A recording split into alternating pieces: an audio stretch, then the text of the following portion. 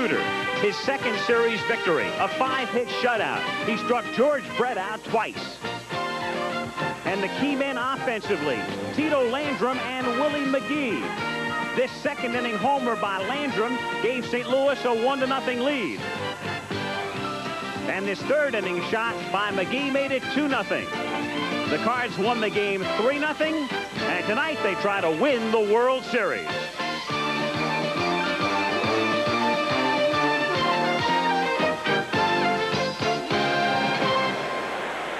Hello again, everyone. Al Michaels in St. Louis, and welcome to Game 5. And as you know, the Kansas City Royals trying to make history, trying to become the first team ever to lose the first 2 at home and then come back to win the World Series. But they'd like some recent history to repeat, the recent history of the American League Championship Series when they were down 2-0, 3-1, and came back to beat Toronto. St. Louis, meanwhile, trying to make this the 3rd straight 5-game World Series. Meanwhile, no further introduction necessary for Mr. Tito Landrum.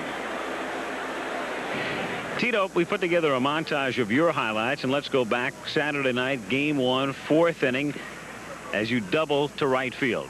Well, yes, sir. You know, we're trying to learn a little bit about their pitching staff, and right here, he's going to throw a ball on the outside part of the plate, and I'm going to go well with it to right field.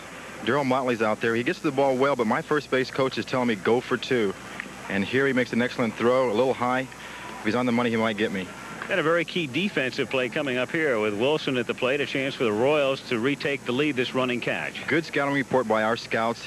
They're telling us to play him shallow and down the left field line. I get there and make the running catch. Then this throw in the 7th inning of Game 2 to cut down Biancalana. Al, the ball takes a good hop to me. I get good mechanics on the ball. Darryl does a fantastic job of getting back to touch Biancalana. Key hit right here in the 9th inning to right field to keep that rally going. Just trying to keep the rally going. Believe me, the pitch is on the outside corner. I'm trying to get wood on the ball. I barely just missed that right field line, and thank goodness it's a double. We get another chance. Then last night in a park in which it's tough to hit an opposite field home run, this surprised me and everybody around. Believe me, I hit the ball. I knew I had hit it well. It was on the outside part of the plate. I inside out of the ball. It's heading for the right field foul pole. It stays in, and I'm thankful for that. People love to dream about situations like this. You're having a tremendous World Series. In your wildest imagination beforehand, did you ever think it could turn out like this? Believe me, I've dreamed about it, but never believed it would become in reality. I think every ball player wants to play in a World Series and, of course, do very well in it. And first of all, I didn't think I would be in the situation that I'm in, and I'm just happy to respond to it. We played a clip last night, and I have to ask you, in light of what's taken place in postseason, the exact same question. Would you rather be an everyday player with a mediocre team or a role player here? A role player with this ball club, because I think down the road I see a couple more division championships and possibly World Series. Certainly I do want to play every day. That's in the forefront of my mind. But right now I'm just very happy to be here and be a part of this ball club. Continued success to you. Thank you very much, Al. That's Tito Landrum, and we'll be back at Busch Stadium in St. Louis after this.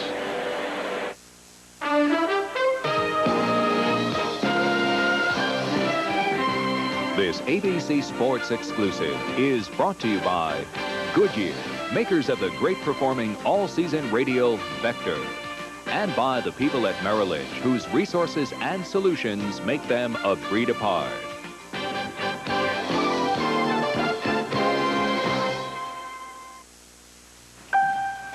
Predicting the future is never a sure thing, but some people have a way of hitting the mark.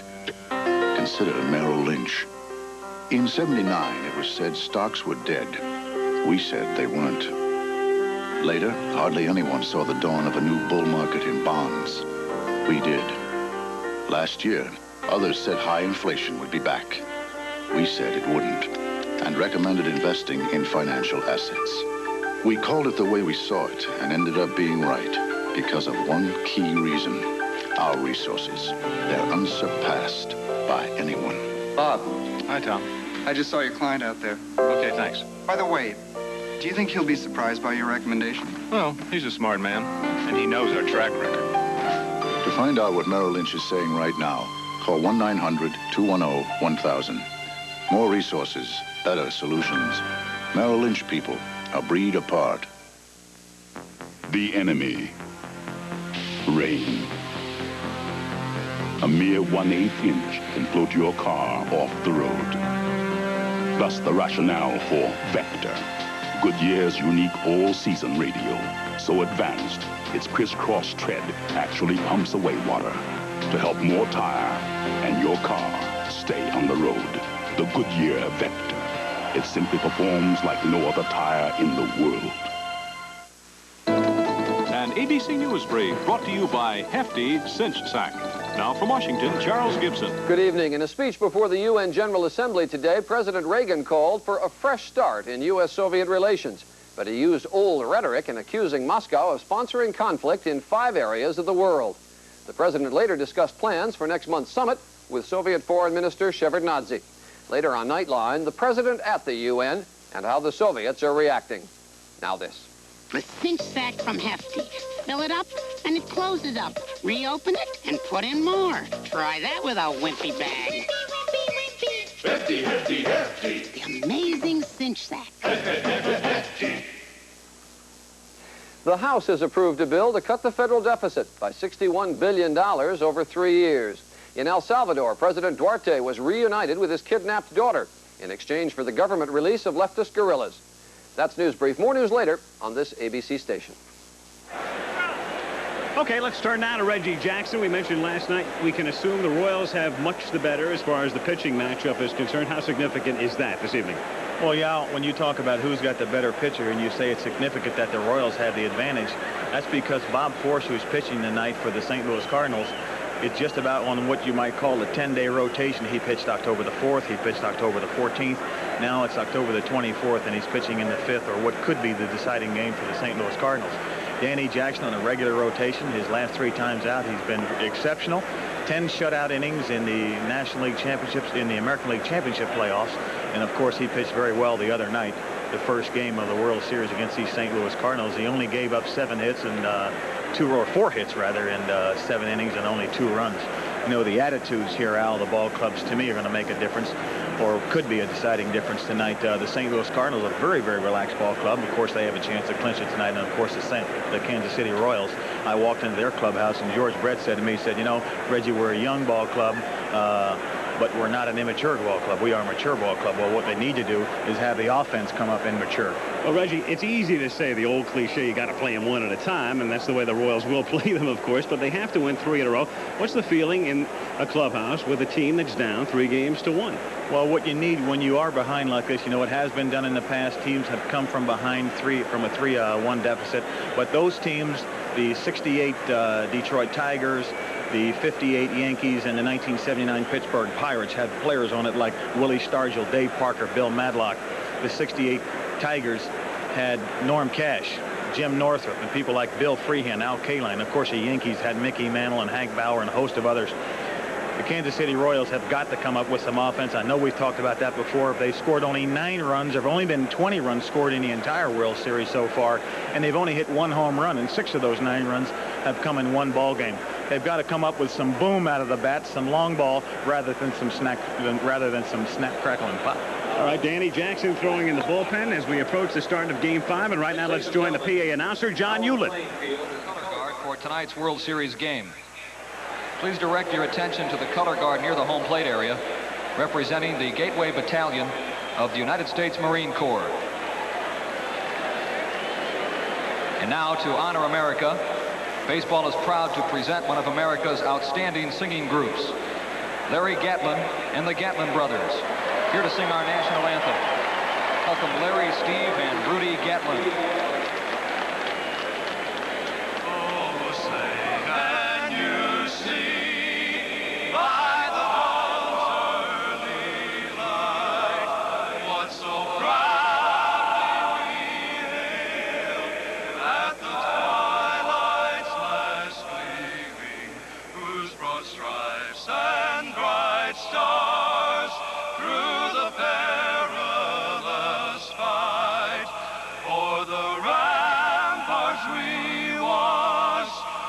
So gallantly streaming, and the rocket's red glare, the bombs bursting in air, gave proof through the night that our flag was still there. Oh, say does that star-spangled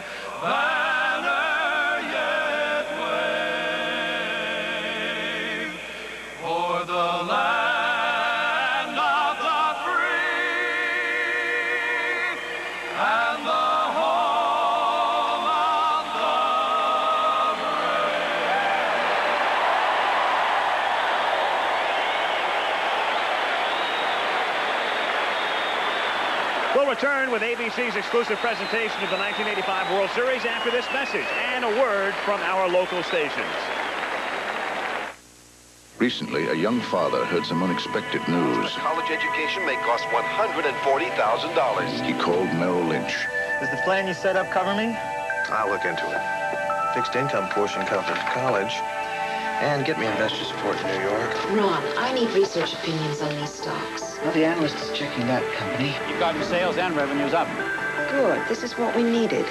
Don't change a thing. More resources, better solutions. Merrill Lynch people, a breed apart.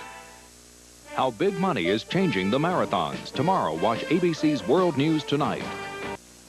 Jeep Cherokee has some advantages you ought to look into, like superior cargo room and room for 5, with a choice of 2 or 4 doors, and 4-wheel drive you can shift on the fly. But the most important advantage, Cherokee is all Jeep, inside and out.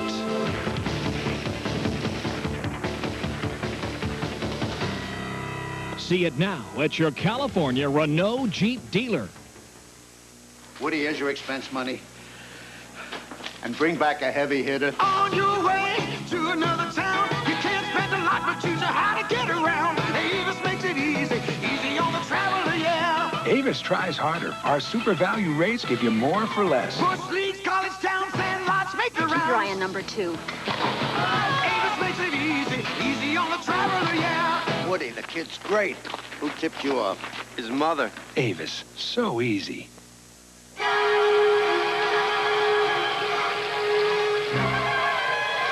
If you should ever need new flooring, new carpeting, a new paint job, new furniture, a new stereo system, or just about anything else, you can always find it in the GTE Yellow Pages, the most complete listing of businesses in the GTE coverage area. The official GTE Yellow Pages for life's little ups and downs. Ice Station Zebra tonight after the World Series. Recognized around the world as the leader in sports television, ABC Sports celebrating its 25th anniversary. ABC Sports presents the 1985 World Series. Live from Busch Stadium in St. Louis, Missouri, it's the Kansas City Royals and the St. Louis Cardinals in Game 5.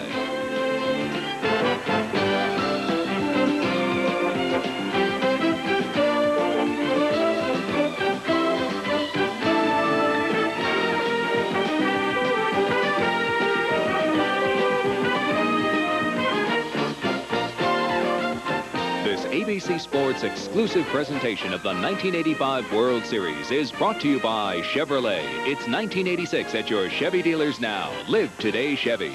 By Budweiser. For all you do, this Bud's for you. By new Atra Plus from Gillette, the essence of shaving. And by the people at Merrill Lynch, whose resources and solutions make them a breed apart.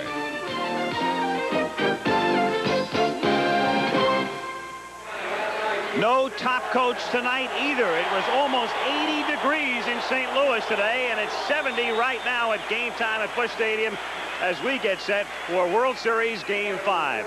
Al Michaels again from St. Louis. I've heard some people say this is a mismatch because the Cardinals were favored 2-1 and lead in games 3-1. Think about this, though. In the 9th inning in Game 2 the other night, Willie McGee hits that little pop foul that just lines up in the dugout 2 feet closer to the playing surface. Balboni catches it. Cards go out 1-2-3. This series is tied at 2 games apiece, and arguably Kansas City has the edge. If, and all the rest. The reality is the Cardinals lead 3-1 as we go into Game 5. Let me turn to Jim Palmer now. You were on the last team that led 3-1 and lost in 1979. So what's the attitude in the Cardinal clubhouse right now? Well, I think they're confident, but they're not overconfident. I mean, what it comes down to is all they have to do is win 1 out of the next 3 games, and they'll win a world championship. In 1979, we won Friday night by 8-4, then 9-6. We went out on Sunday expected to win, and we got outpitched and, more importantly, out-hit the rest of the series.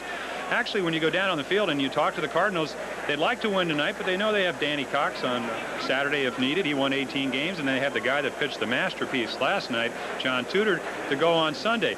And I think another thing that makes them a little bit confident is the fact that they've seen Danny Jackson and they know how he throws, and they feel they're going to score more runs tonight. Let's talk about Dick Hauser. How do you manage a game when you know you can't lose a game?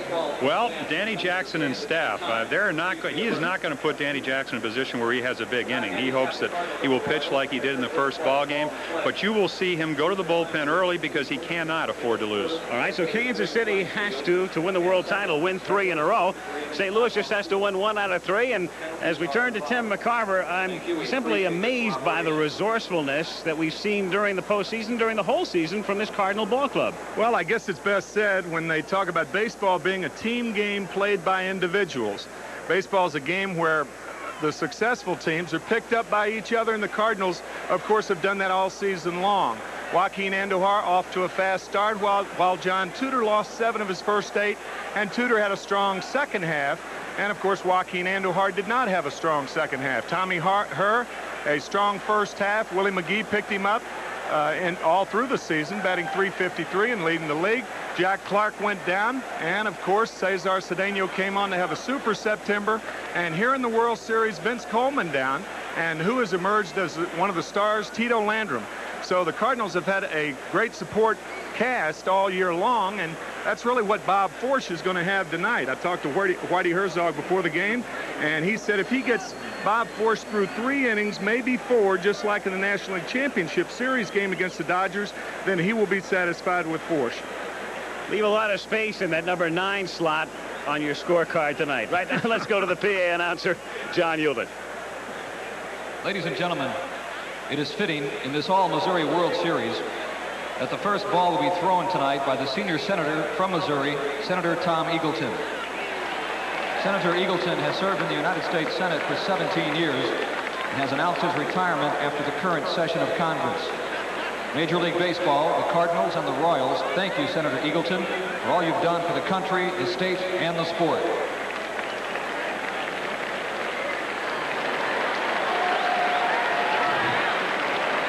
We're ready. Game 5 of the 1985 World Series coming right up.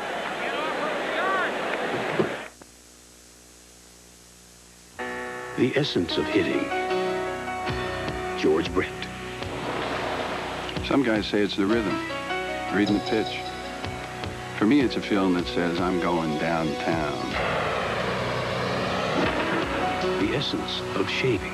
This is Atra by Gillette. It pivots so the twin blades stay on your beard longer. But what Atra is all about is the feeling that says you just got Gillette's best shave. Gillette, the essence of shaving. People tend to confuse me with the roles I play, which is ridiculous because I'm not a neat freak. For example, I just got a Beta Zoom copier from Minolta, but not because I can add toner without getting that disgusting black powder all over my hands. No, I got a Minolta Beta Zoom because it takes this mess of different size originals and gives back copies in one neat size automatically. But that doesn't make me a neat freak. Of course, I'm not a slob either, like The Beta Zoom copiers, only from the mind of Minolta. When you're headed for a tricky job, don't take chances with your tools. You're doing it right. Rely on Stanley quality. Doing it right. Stanley accuracy. You're doing it. When everything's riding on precision, you can depend on Stanley. Let's do it. You're doing it right. Win a Chevy S10 Blazer and $1,000 worth of Stanley tools. Stanley helps you do things right. Look for the great Stanley Blazer Hunt display at participating stores. The following message furnished by Major League Baseball. Set your sights on the best in baseball. Order the 1985 World Series program.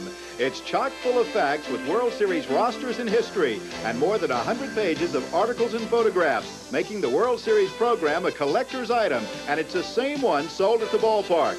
Send $6 check or money order to World Series Program, Box 8585, Trenton, New Jersey, 08650. That's Box 8585, Trenton, New Jersey. The Kansas City lineup, not much change. Lonnie Smith, of course, leads things off in left field, and then Willie Wilson will be in center. The top of the lineup has been doing its job. George Brett, 1 for 4 last night against Tudor. Frank White, the star of Game 3. Then they move Pat Sheridan into the 5 spot in right field. Move Steve Balboni from 7 up to 6. Jim Sundberg drops down to the number 7 spot. The shortstop is Buddy Biancalana. And the pitcher, of course, is Danny Jackson, who started game 1. Cardinals defensively, the outfield, Landrum, McGee, and Cedeno. Infield of Pendleton, Smith, Herr, and Clark. Nieto back of the plate.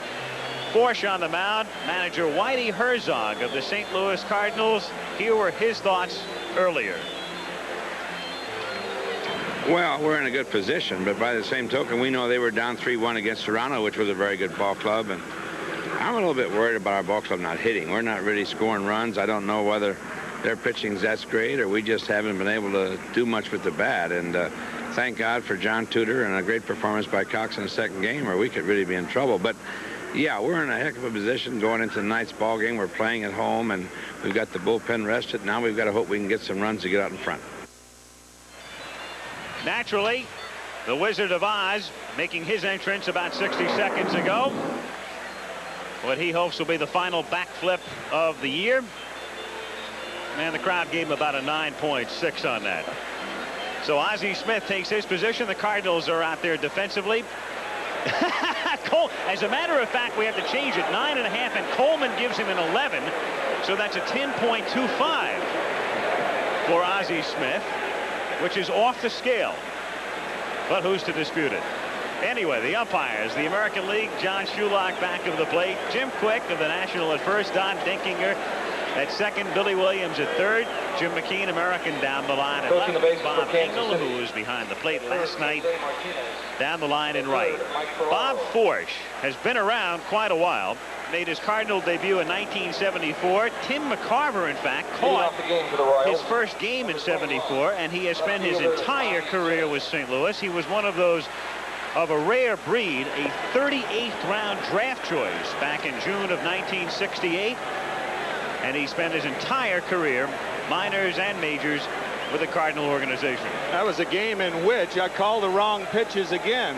Bob Forsch lost 2-1. He pitched 6 1/3, and Pete Rose hit a 3-0 pitch out of the ballpark to have the game-winning RBI in that ball game. He has certainly done well since, however. And now he'll try to wrap up a world title for St. Louis. So here we go, game 5, gorgeous night. After a spring-like day, and Lonnie Smith taking some time before he settles in, and Forsch says, now I'll make you wait for me. A little bit of the same thing happened last night as they tried to get Tudor out of rhythm early. It didn't work. So here we go. Bob Forsch ready to start game 5, and Smith fouls it straight back. 0-1. The key to Bob Forsch, excuse me, Al, the key to Bob Forsch, and I talked to him, he talked to Whitey Herzog, he says, well, he'll be great because he needs the extra rest. And then I talked to Bob, and he said, I'm a sinker ball pitcher. Let's see what happens the first 2 innings. Because if I don't get the ball down, I may not be around in the first 2 innings. Not overpowering. 85, 88 mile per hour fastball. The average Major League fastball is right around 84. Slider and a forkball to go with it. It's got to be, really, it's got to be on the corners. And with the ball down in the strike zone. 0-2 to Lonnie Smith is in the dirt. Forsch is one of only 2 active pitchers with more than 1 no-hitter as you look at the teams trailing under like circumstances that have come from behind to win the World Series. The last to do it, Pittsburgh in '79. And the 1-2 pitch is inside. Forsch has pitched 2 no-hitters in the majors, 2 more in the minors, and his brother Ken with California also has a no-hitter. They're the only brother combination. In the air to right field and curling foul, and it's still 2 balls and 2 strikes. Forsch used to have, and I say that qualifying, very good control, and the reason this year that his walk rate would be up would simply be the inactivity. Exactly. Well, he pitched in 34 games, 19 starts, and 14 in relief. And as I think Reggie alluded to, 10 days between starts, you just wonder what his control is going to be like. Half swing foul, still 2-2. Coupled with the fact that he is still somewhat, a year after an operation to his lower back, still in a recuperative period. He underwent surgery to relieve pressure on a decompressed nerve in June of last year. So if he's up in the strike zone, there are other reasons also. 3-2 the count. Forsch from Sacramento, California, 6'3", 215-pounder. 35 years old, and Lonnie Smith starts things with a base hit to left field. So Smith 6 for 17, having a good series, and Willie Wilson is the batter. Well, a 3-2 pitch right down Broadway, and he finds a little gap in the infield. Even had Ozzie Smith gotten to that ball, no way he throws out his former teammate. Now Willie Wilson is the batter. The switch hitter. His figure of 278 was second on the club amongst the regulars, second only to, naturally, Brett, who had 335. And again, worth pointing out that the paucity of runs, that the Royals were next to last in team average this season in the American League. Outside, 1-0. Lonnie Smith had 40 steals this season as a Royal, and add the 12 he had as a Cardinal before the May trade. That's 52. Takes a very conservative lead, and Wilson pitches foul to the left. 1-1. You'll notice that stiff left leg of Bob Forsch when Jim Codd, who was the pitching coach of the Cincinnati Reds this past year, was a member of the Cardinals back in '82. He worked with Bob Forsch on that move, and he felt that keeping a straight left leg, he'd have a better chance to throw over to first base, be much quicker. Ahead now, 1 ball and 2 strikes to count.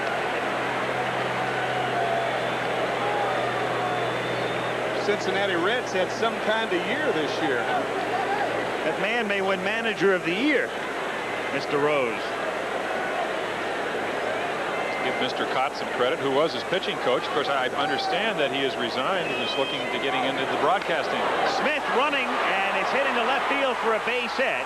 And sharply enough so that Lonnie still has to stop at second. So a promising beginning for the Royals as Smith and Wilson single, and Brett is the batter. Batting third, number 5. As Tim mentioned, it will not take long for the bullpen to get active, and the first man who will probably come up in the pen will either be Horton or Campbell. Lonnie Smith running on the play, I think went for the decoy at second base. Now, what happens when a runner goes to second and is running on the play and goes for the decoy? The shortstop or second baseman that's covering acts as though there's a play on him at second base. That prevents the wide turn. Therefore, he couldn't go to third on the play. Brett hits it down the line, but it's curling foul, and the count is 0-1. This is one of those first and second no-out situations when you can guarantee the bat will not be bunting. Absolutely. Another guarantee is because of Smith and Wilson being on, they have to somewhat pitch to Brett. By that, I don't mean they were going to throw it down the middle of the plate, but this is what Kansas City has wanted all series long. Now they have their wish. Brett hits it in the air to left center field. A spacious ballpark, and so room there for Landrum. Smith is tagging at second, and so is Wilson, and the throw will come to second after some hesitation, and both men move up. So Landrum probably being guided, I would think, orally by McGee, who came into the area. Looked like he thought about third at first and then went to second, and too late as both men move up on the fly ball. Lonnie Smith did an interesting thing when he was tagging at second. He stayed off the base about a foot until Landrum caught the ball, went back with his right foot and took off. And I think that confused Landrum when he looked up, and that confusion also caused Willie Wilson to go to second. Runners at second and third. Infield plays back, and White takes low for a ball, and the count is 1-0.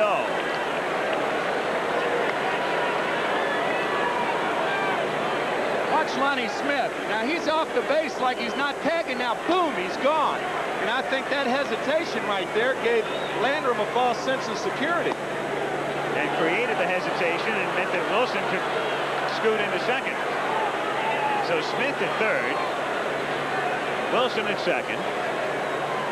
1 out in the count. 2 balls and no strikes on White with first base open, and Sheridan on deck, a left-handed batter.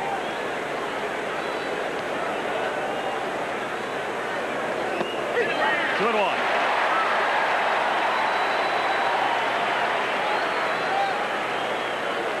It does not appear that Mr. Forsch is getting the ball down.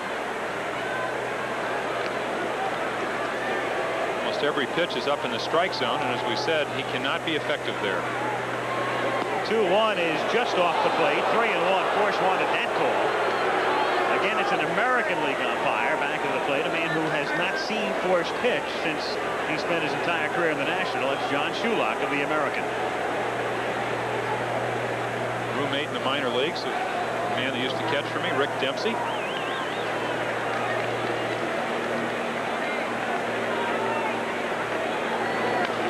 Grounded to the left side. It will score a run. Ozzie Smith throws to first for the out, and they concede the run with the infield back. So Kansas City takes a 1-0 lead on Frank White's RBI ground out. Since the ball was hit in front of Willie Wilson, he had to stay at second base. 1-0 Kansas City with 2 down now. Wilson at second. And Sheridan coming up. He's 1 for 10 in the World Series. As you know by now, having watched Kansas City in 12 postseason games, the right field platoon, Motley plays against the lefties, Sheridan against the righties. And Sheridan, who had 2 home runs in the championship series and also bunted his way on, trying to pick up Wilson.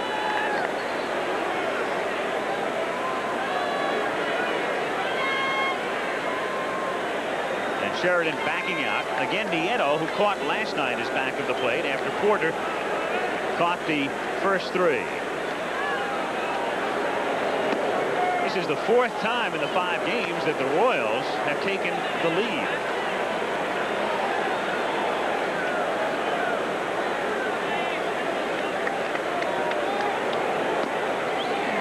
Again, just missing. That's twice now Forsch has not gotten a call on an outside corner pitch. He's got to get those pitches.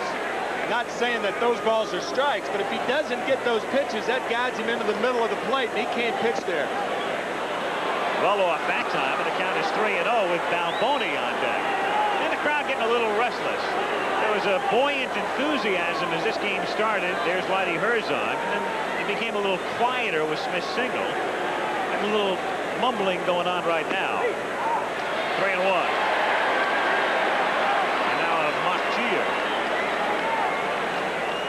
Balboni on deck.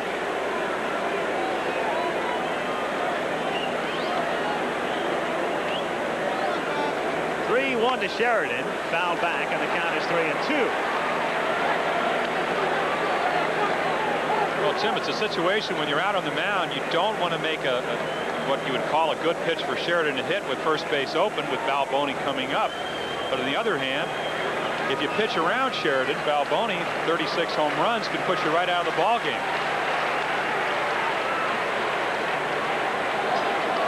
And also, Sheridan has seen a ton of fastballs in a row. When a hitter sees a lot of fastballs in a row, they're much easier to gauge. So I wouldn't be a bit surprised to see Forsch and Nieto maybe go to a breaking ball right here. Looks like he wants it inside. But Nieto sets it up outside, and he gets him swinging. So he went 3-0 and came back to get him. Kansas City gets a run in the first as the Royals take the early lead.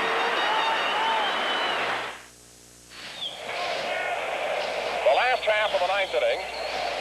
And to go over that Berra play once again, it was a hard-hit drive down the first base side. The Nelson fielded on the first hop and tagged the bag at first. Eliminated Berra. He was out. And then Mantle could have been in a rundown, but it was not the case. He dove back safely to first base. Here's a ball one, too high down to Maserati. And the Yankees have tied the game in the top of the 9th inning. Well, a little while ago when we mentioned the next one... Season after season, the people who brew Budweiser have been proud to be part of America's national pastime with you. Mark Ditmar throws. Here's a swing and a high fly ball going deep left, and they do it. Back to the ball goes Berra.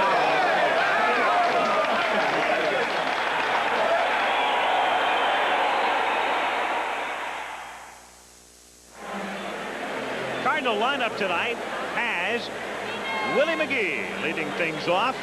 And then as we turn the page, Ozzie Smith at shortstop batting second. The switch hitter, Tommy Herr. The cleanup man, Jack Clark, 4 for 14 in the series. He needs no introduction. Cesar Cedeno is in right field, batting sixth. Terry Pendleton, the switch-hitting third baseman, having a pretty quiet, good series. Tom Nieto is the catcher. And there's Forsch, with Kansas City leading 1-0. Defensively, you look at the Royals line, and we heard from Herzog earlier. Now let's hear from Dick Hauser. Confident. We've got Danny Jackson going for us tonight. I think all our players understand we're going to get this thing done with good pitching. Danny Jackson's been an outstanding pitcher the last couple of weeks. We expect him to, the players expect it, I expect it. If he can pitch like he did in Kansas City, that should be good enough to win tonight's ball game. Certainly would be good enough if he could pitch the way he did in the playoffs when he shut Toronto out. That's all he'd have to do tonight. We'd be back in Kansas City. We were talking about Nieto, and I thought he had signaled inside, Tim. We have it replayed here. Pitched it into the top of the first. Watch him bounce inside and then go outside. Now he gets back up and goes outside. Jim Palmer had an excellent point. He said they're probably working opposite to the direction that they gave. Nieto at that time gave inside and then ended up outside. Well, the reason for that, Al, is with a runner on second base, he will sometimes flash location to the hitter. If you see a guy put a fastball down and go inside, the hitter will know because the base runner might tell him. So there it looked like they're just kind of reversing it, trying to confuse both the runner and the hitter. So here we go with Jackson facing McGee in the bottom of the first inning. Fouled at the plate, and automatically right off the bat Sundberg is in pain. How about that? The first pitch of the night. Those foul tips come in bunches too. Usually 2 or 3 follow. It seems. Boy, this one's smart. The left foot right on the toe. You know, for years they were talking about getting hard-toed shoes for catchers, but obviously that impedes squatting like Sundberg is doing right there. And of course you can't run, but catchers can't run anyway, right? But he shakes it off, hopes it's not an omen, and the count is 0-1 on Willie McGee. Catchers can run. John Watson. 0-1 pitch. Foul back, and the count is 0-2. Jackson, a 24th round draft choice, so you have a couple of guys going tonight talking about Forsch in the 38th round who either escaped the scouts or were late bloomers. Fouled away, still 0-2. John Watson has the major league record for stolen bases by a catcher. He had 36 for the Kansas City Royals back in 1982. So my apologies to John Watson, president of the Speedy Catchers Fraternity. Population about 3. Lifted, foul, and back out of play. Still 0-2. As you said, Al, it's very unusual that a pitcher with Danny Jackson's arm, and we're talking about a guy with a 93-mile-per-hour fastball and a hard slider, would go that late in the draft. Normally, a club that drafts down towards the bottom, about the only thing available are pitchers with good arms.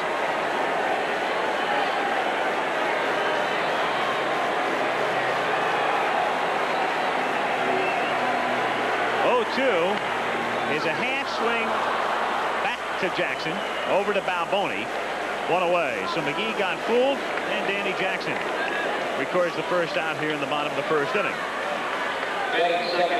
Ozzie Smith is 1 for 13 in the World Series, so the man who batted .276 during the regular year and had the sensational championship series, sort of quiet offensively here in the World Series.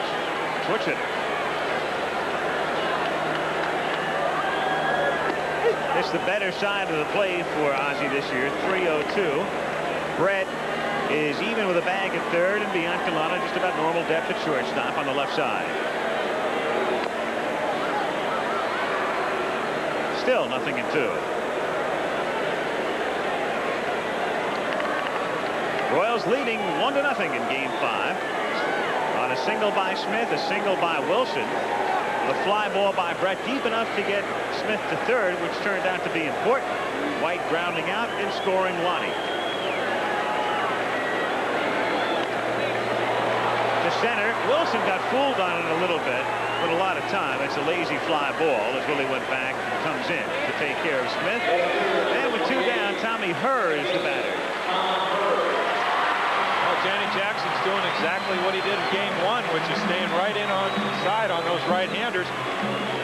Last night, Willie McGee jumped on a slider that Bud Black hit it in the second deck. First pitch of the game. What does Danny Jackson come back with? A slider. So he obviously has confidence in his ability level. And as Dick Hauser said, he thinks they're going to win because Danny Jackson's going to pitch well and they're going to score more runs off Forsch than Jackson. 1-0 the count.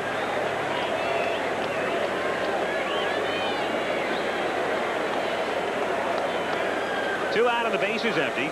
Tommy Herr had an MVP-type first half of the season. Tailed some in the second, but still wound up at 3-0-2. Chases it, and the count 1 ball and 1 strike. Tommy Herr was here in 1982, so he's seeking another ring. Danny Jackson's slider serves as the illusion of the strike. He makes the right-handed hitters especially commit too early. That's what Willie McGee, that ball he grounded back to Jackson, that was the same pitch. That's looped down the line, and it's trouble, and it's a fair ball. Bouncing into the bullpen, and bouncing, in fact, out of play. So it's a ground rule double. 2-out double by Herr in the first inning.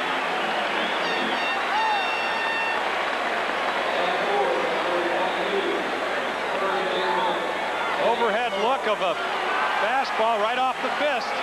Not hit hard, but right on the line. Tough to defense that type of hit. That is the 6th postseason double, postseason meaning league playoffs and World Series, for Tommy Herr, who is up amongst the league leaders in doubles this year anyway. Jack Clark now with 2 out. Rips it toward the gap in right center field, and this game is tied as it bounces up against the fence. Herr comes in to score. Clark has a double. It's 1-1.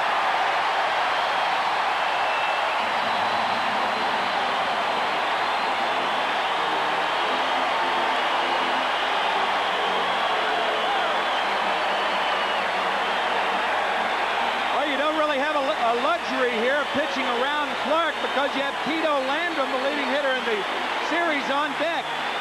Jack Clark, a first ball fastball hitter. That's one thing in those scouting reports that used to get me as a pitcher. What do you do? Throw the second pitch first? What are you going to do? First ball fastball hitter. What are you going to do with a guy? Throw him all breaking balls? What do you do with this guy now? Tito Landrum at the plate. Chanting is Tito, Tito, Tito. Well, I talked to Tito. There's an article in the paper that Dick Hauser said, Jim Palmer said that pitching you away, that's the wrong way to do it. Hauser said, how should we pitch you? I ran into Tito tonight. He said, I'm looking for the ball inside because all 6 of my hits have been away.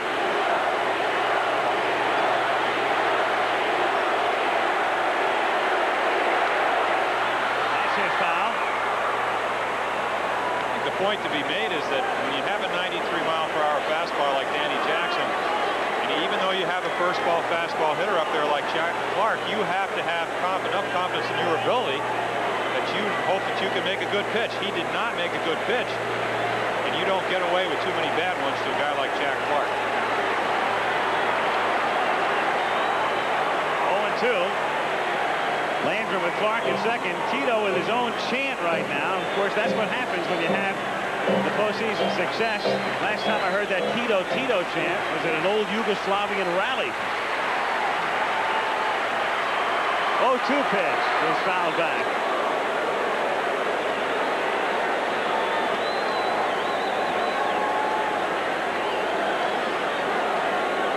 Not only hitting for a high average overall, but as you can see, the clutches. And we've said nothing about his defense, which has been magnificent. 1-2. You didn't hear that chant the last time you were in Sarajevo, did no. you? During the Winter Olympics in 1984. Somebody jackhammers in the streets. You couldn't hear anything.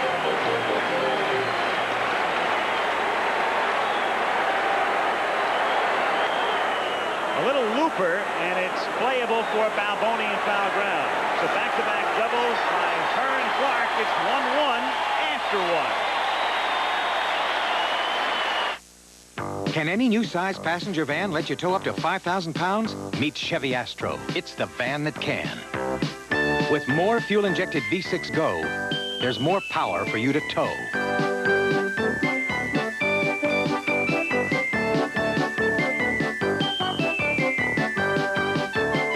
The only new size passenger van that lets you tow up to 5,000 pounds is Chevy Astro. It's the van that can. Drive today, Chevy. Live today, Chevy. Astro.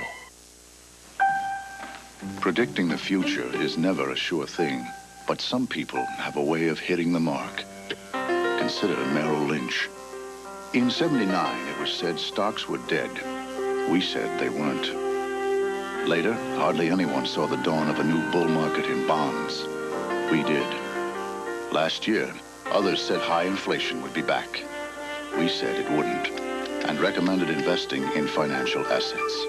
We called it the way we saw it and ended up being right because of one key reason: our resources. They're unsurpassed by anyone. Bob. Hi, Tom. I just saw your client out there. Okay, thanks. By the way, do you think he'll be surprised by your recommendation? Well, he's a smart man, and he knows our track record. To find out what Merrill Lynch is saying right now, call 1-900-210-1000. More resources, better solutions. Merrill Lynch people, a breed apart. Sunday, MacGyver's in a deadly encounter with a band of killers, and an airplane getaway sets up a daring rescue. MacGyver, Sunday at 8, 7 Central. Willie McGee had a great year, and I asked him a couple of days ago if he thought he was deserving of winning the MVP award this season. It's hard to say. I don't see myself play day in and day out. So I can't really say anything about that. I think Dave Parker, in my words, has had the best offensive year of anybody, you know, all around. And you have a number of guys that's capable, and I'm not going to pick anybody, really. I'm going to just let those other people, you know, have that task, do their job. The official announcement will come in November as we start the second inning. Balboni fouling it at the plate, but in a vote of his peers, McGee was chosen the league's MVP, so he'd be odds on to win it. Steve Balboni still looking for his first extra base hit in this, his 12th postseason game. 1-1. Balboni, Sundberg, and Biancalana facing Forsch. Second inning, game tied 1-1. Lifted to right field. They were overshifted, so a long way to go for Cedeno, and he gets there. Cesar playing the pull-hitting Balboni over toward right center field, but he hit that high enough so that Cedeno got there to make the play. Not a very difficult play, but a lot of times an outfielder will run on his heels. Don't run on your toes. Run on your heels. That ball's bouncing around. Sundberg is the batter. Sundberg, 245 during the season. The 10 homers, as you can see, equaling a career best. 0-1. They didn't get him to hit home runs. They got him to settle a young pitching staff, and he really did a job in that department this year. Pitching got the Royals here. 1-1. Saw Bob Forsch try to establish inside to Balboni. 2 pitches in, slider away. First 2 pitches into Sundberg. See where he goes. Another one inside. I think that's the most unusual stat on Bob Forsch, is that he gave up 11 home runs, all to right-handers. Normally, percentages would say that you would probably be hit harder by lefties. That's line to left field, but here comes Landrum after misreading it, and he can't make the play, and it rolls behind him. So Tito is human. There's a scoop. The way things are going, you were sure, despite the fact he misread it initially, he was going to come in and make the catch. That's a scoop or lack of one. Shortstop, Buddy Biancalana. No scoop for Tito. And it's going to be scored a double. He did break back on that, as you called it perfectly, Al. And then by the time he got his momentum coming forward, he can't make the play. Some fan is probably mumbling, "Get that bum out of the lineup." Biancalana at the plate. Takes low, ball 1, 1-0. Royals this season, here and there with Biancalana and Concepcion almost randomly, but Hauser made the decision toward the end of the regular season. Buddy was his guy, and he's been the guy. Biancalana has started all of the postseason games. 1-1 to count. Only 170 from the left side. Again, it's a matter of defense on AstroTurf. Went with a man that's a better defensive shortstop. Concepcion with 21 errors. Biancalana with 10. Have a glove that's really based on pitching. And your other guy's only hitting around 200. Who are you going to play? Now 2-1. Kind of a footnote on Landrum's play in left field. One of the most difficult plays for an outfielder to make is when a guy takes a full swing, hits the ball up on the fist like Sundberg did. You have a tendency to break back because you misread the swing.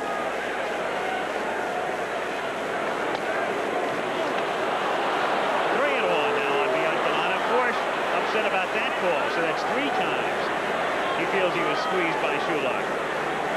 Again, another situation which you don't have in the American League. You have the pitcher coming up next. Go ahead run on second. Who are you going to pitch to? I think after watching Jackson swing in the first game, I think I'd pick him. Now 3-2 the count. Well, of course, just 1 out, and if Jackson hits, he will probably be bunting. I'd rather pitch to Biancalana than Lonnie Smith. I think that's what it boils down to.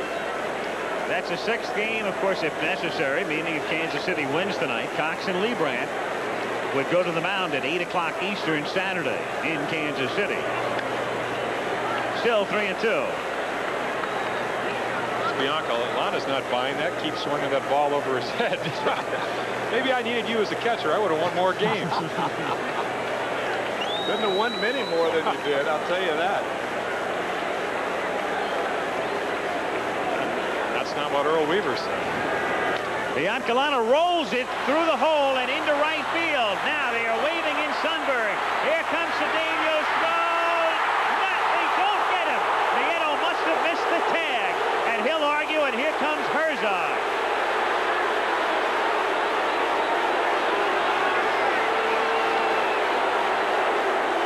Herzog came flying out of the dugout. It's 2-1 Kansas City.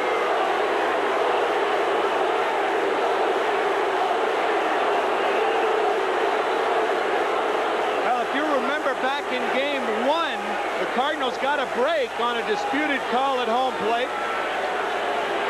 Or that was game 2. And let's see if Nieto made the tag on Sundberg before he touches the plate.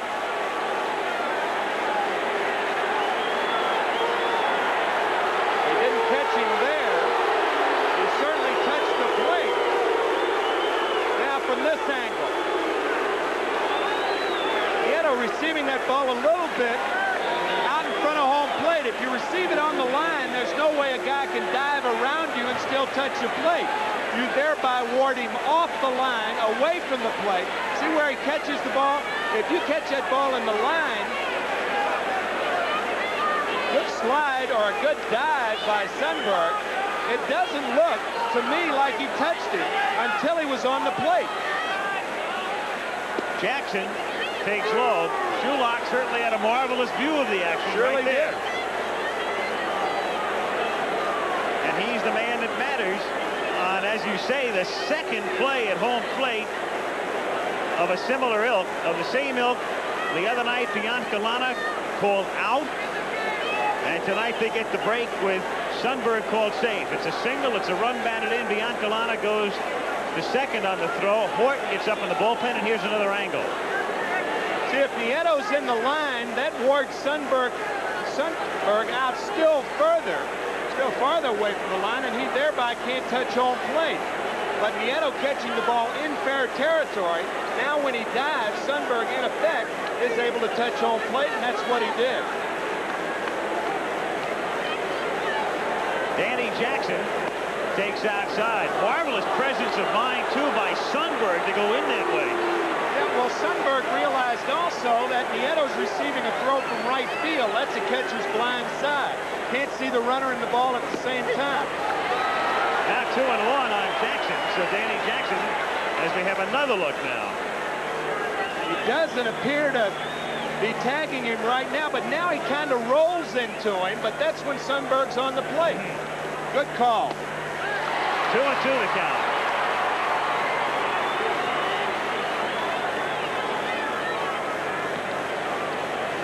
Kansas City on top 2-1.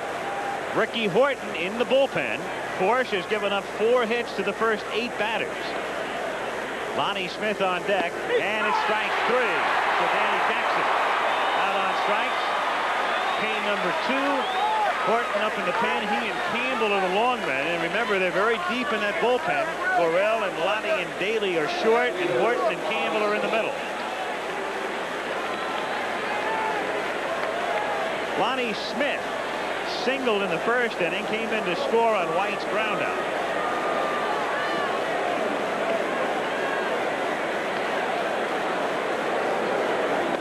Strike, 0-1.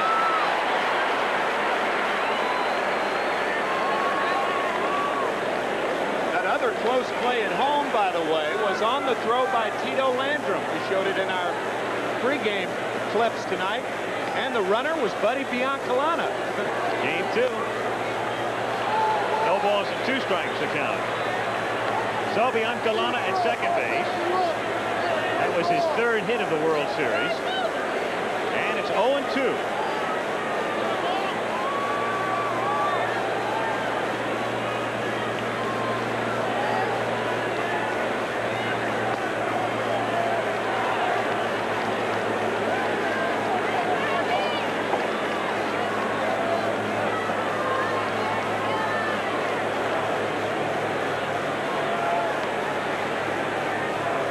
It's that warm that you have to swat away gnats.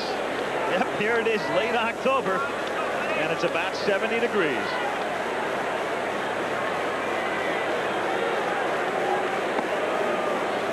Two and two the count.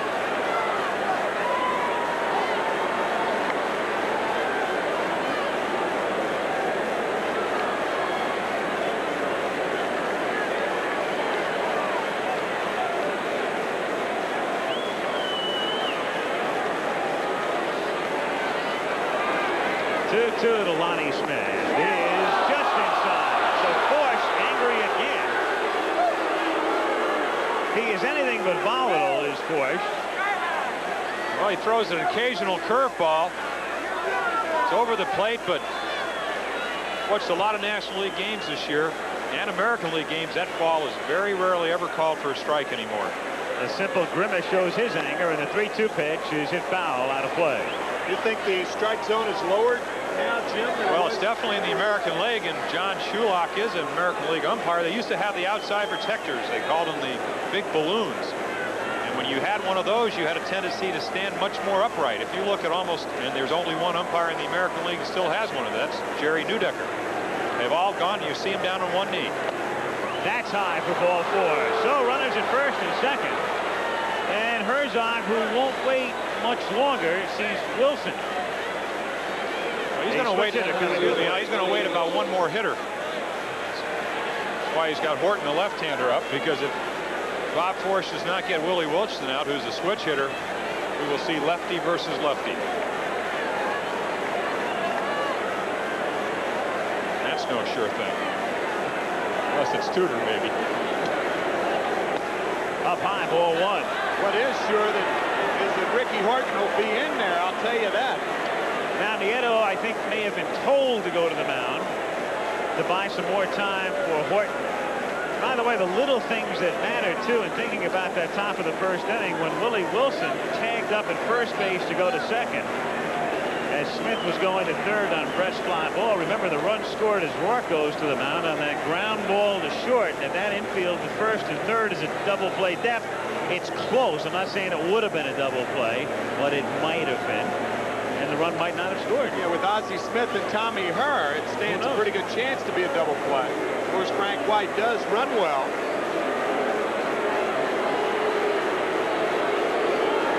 So they're buying time in case Horton has to to face Brett. Scoring summary, as we told you, Smith and Wilson was singles. Brett, the fly ball. White, the ground out. And then doubles by Hearn Clark tied it. And here in the second inning, the double by Sundberg and Biancalan is single with the bang-bang play at the plate. That's hit toward the gap in right center field, and that one is up the gap.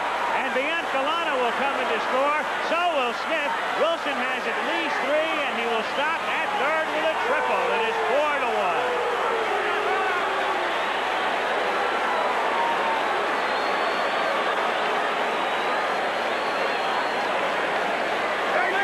Fastball out over the plate. Willie Wilson's waiting for it. Nobody playing in the gaps tonight. Nice relay by McGee, or it's going to be an inside to Parker. So it's 4-1. Exit Forsch, enter Horton, and we'll be back in a moment. Mr. Goodwrench has the right tools available. Tools of the science of automotive service. Advanced, sensitive, accurate, strong and simple, or complex, like electronic eyes that probe the mysteries of your car. These are the tools that understand and fix. These are the tools of Mr. Goodwrench. And no one knows your GM car better. No one.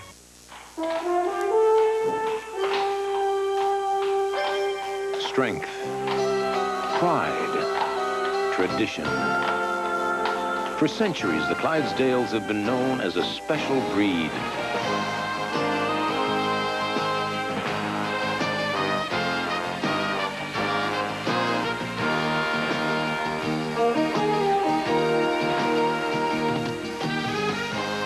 Today, the Clydesdales symbolize Budweiser's dedication to quality, superior ingredients, exclusive beechwood aging, for a distinctively clean, crisp taste you find only in the king of beers. Dedication to quality. You know what it means, because it shows in everything you do.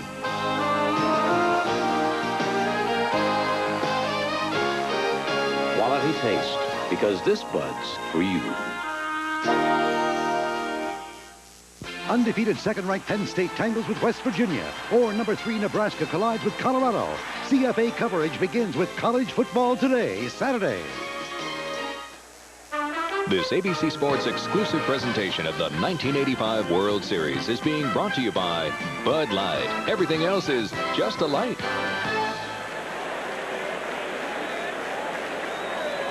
So Bob Forsch comes out of the game. He threw 54 pitches in an inning and 2/3, and Ricky Horton in to face Brett. 4-1 Kansas City as the Royals try to stay alive. Brett flied out to left in the first inning and deep enough to advance the runners, and it turned out to be a key fly ball. And Brett breaks his bat on Horton's first pitch. It's 0-1. Brett is now 5 for 15 in the World Series.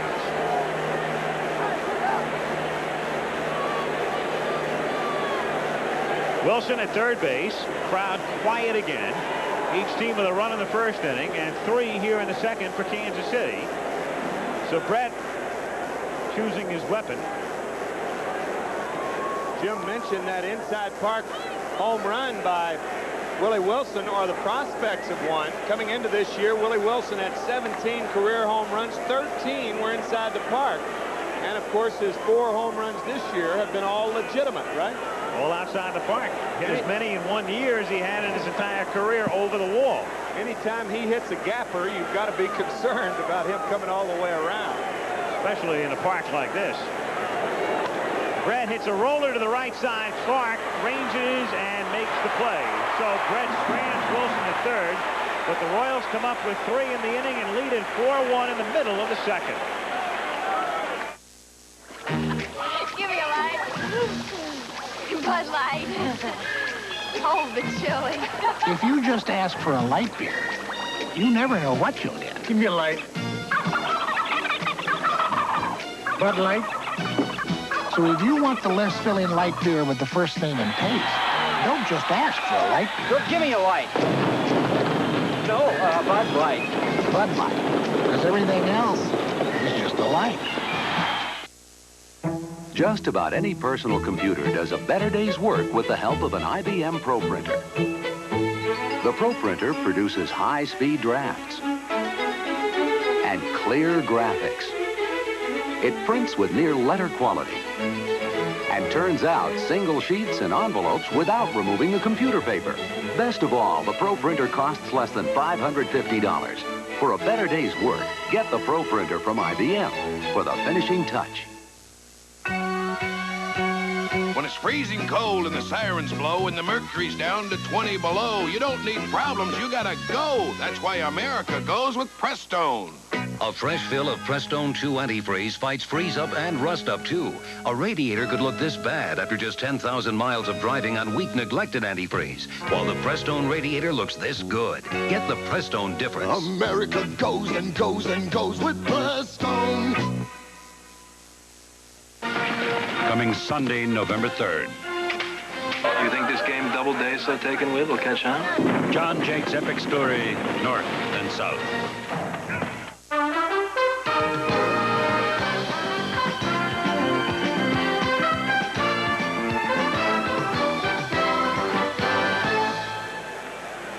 Joe Paterno has his team ranked second. The Penn State Nittany Lions and West Virginia in a good one Saturday for the eastern half of the country. The western half will see third-ranked Nebraska against Colorado on CFA football, 3 Eastern time, Saturday.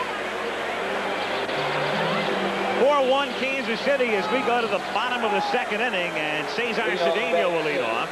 Then Pendleton and Nieto. Cedeno hit 291 combined during the regular season, combined Cincinnati and St. Louis. Kind of misleading. Hit 434 when he came over to the Cardinals. Really, I guess, what, the 31st of August? 29th. Just in time. Just in time. To be on the Major League, or at least the World Series roster. And he was picked up because at that point, Jack Clark was hurt. They needed a first baseman. Fighting the Mets down the stretch, so he was a very important acquisition, and in a way you could say that Cedeno might have made the difference, all things considered. A lot of things, of course, entered into why the Cardinals beat the Mets, but without Cesar, it really would have been tough. Whitey Herzog has made the statement that had they not had Cedeno, they would have finished second. That's lifted back of second base. White, one guy. So now Danny Jackson with a 3-run lead, knowing he can take this thing back to Kansas City. And if he pitches the way he did in the playoffs, and on Saturday in Game 1, we'll be back in Kansas City. It looks like that. If you ever wanted to have a chance to practice for a game like this, all you have to do is go back to the playoffs when they were trailing 3-1, and all he did was pitch a 2-0 shutout. Already they've doubled the amount of runs for him. Of course, he's also doubled the amount of runs he gave up. None versus one, I suppose, if you could double none. And he's throwing hard. He's up in the low 90s early in the game. That last pitch, just for the record, at least according to the speed gun, at 92. Want to know the count. Down to White, so Frank has a putout and now an assist in the inning. And there are 2 down. Quickly and quietly. And Nieto is the batter. Batting eighth, number 23. Thing about Herzog, we talked about the fact Whiting last night had been regarded by his peers in a poll as the best of the managers. He does things a little differently. That 3-2 squeeze to get in run 3 with Nieto laying it down. I think he does things differently because if you look at Nieto, I mean, he's hitting 225. No home runs, 34 RBIs. It's a matter of knowing your player's ability level. Biancalana a la Ozzie. Hello. But he's learned his lessons well over the past week. Ranging to his left. It's a handshake from White. And a fine play by Biancalana. He realizes he has a lot of time and gets the slow-footed Tom Nieto easily at first. So at the end of 2, it's 4-1 KC. I got the same card as you, Coburn. Huh? Oh, That's nice. You don't have to be a big cheese to own a MasterCard. I know. The same card you bop around the south of France with, I use to buy wool. Wool? So you're not as hotsy-totsy as you think, Mr. Tinseltown. May I buy you a drink? Anytime, Jimbo.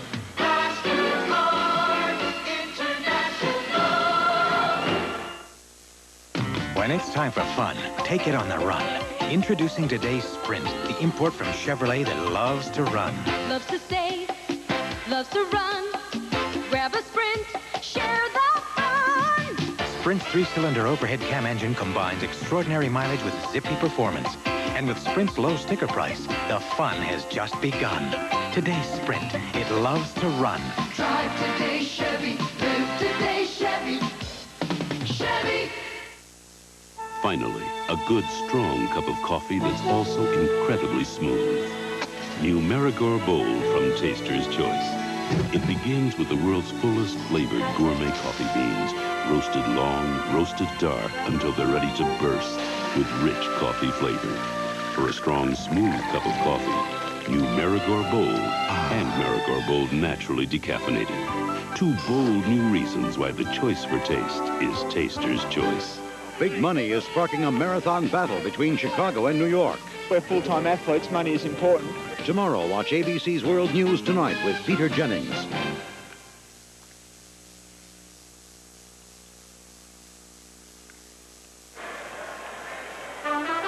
This ABC Sports exclusive presentation of the 1985 World Series is being brought to you by Mr. Goodwrench and General Motors Parts. Frank White leads off in the top of the third with a check swing foul, and the count is 0-1. Kansas City 4, St. Louis 1 here in Game 5.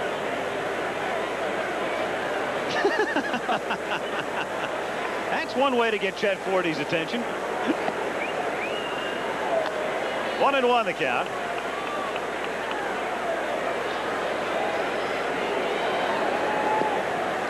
Chased it, and the count 1-2. Well, Ricky Horton's not overpowering, but he does have an excellent changeup, kind of a slurve, kind of a slinger, wouldn't you say, Tim? His foot hits the ground before his arm comes around. Nothing left for him to do but sling the ball. Those guys are very tough to pick up. I guess you might think, well, why didn't everybody do that then? Because it's so hard on your arm, Jim. And you would know that, of course. I didn't sling the ball. No, I mean, you would know that theory. Yes, I am. Slung that one right by Frank White. Went away. Well, really, you kind of throw a lot of off-speed pitches and just in a nice fastball, probably around 87, 80 miles, right by the hitter. Again, he gave him a couple of different looks. Right fielder Pat Sheridan. Then established his fastball for strike 3. Pat Sheridan at the plate. Struck out in the first inning. And as he did in Toronto, bluffs a bunt. 4-1 to score. Now, we told you about the platoon situation with Sheridan and Motley, but it's just too early right now, and Whitey can go too many ways for them to take Sheridan out here. 1-1 the count. So he knows that down the line, if the game gets close or even again, as Sheridan that time, I don't know what he was doing. It almost looked like he was trying to lay down a sacrifice, and the count 1-2. Yeah, it did. He almost squared around. It's like he was caught in between warm-up swings. Down he goes. That's what you call a bad at-bat. He has struck out twice tonight, and Balboni comes up. Now you see the foot hit the ground, and now the arm trails. Jim, I guess you could explain that a lot better than me, but that little adage is around because that foot hits the ground and then the arm trails. The arm doesn't come with the foot. Well, it goes back to what Jim Cott, again, we talked about him, 25 years in the major leagues. As Balboni swings at a pitch and misses. He said the pitcher's got to have great location, great movement, a deception, which is what Horton has, or he has to be overpowering. Here's a guy that's not overpowering, but he's got some deception, and he's had pretty good location so far tonight. 1-1 is fouled away, and a count 1 ball and 2 strikes on Balboni. That was Johnny Sain's definition of a pitcher, as a matter of fact. He said that pitching was the art of deceiving the hitter. Good definition. Yes, some way, somehow. Johnny's back with Chuck Tanner now, isn't he? I believe he is, yeah. He believes in movement on the ball. Make the ball move somehow. George Bamberger, who was my first pitching coach, well, actually my second, Harry Perkeen, who's 20-game winner for the Cardinals right here in St. Louis. George's theory was location of the ball on the plate. That was more important than movement. Now, if you had both, you'd be a pretty good pitcher. 3-2 pitch is inside, so Balboni gets on with 2 out. And Sundberg will be the batter. Oh, we've got company up here, I guess. There's Sundberg coming up. Doubled in the second inning.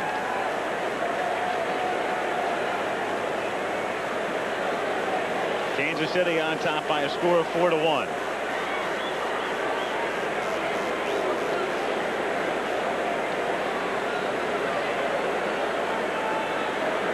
That's a strike. I said we had company and to clean up the desk. And you meant it. That's enough. All this paperwork, right? I know it. Inside of the count, 1 ball and 1 strike.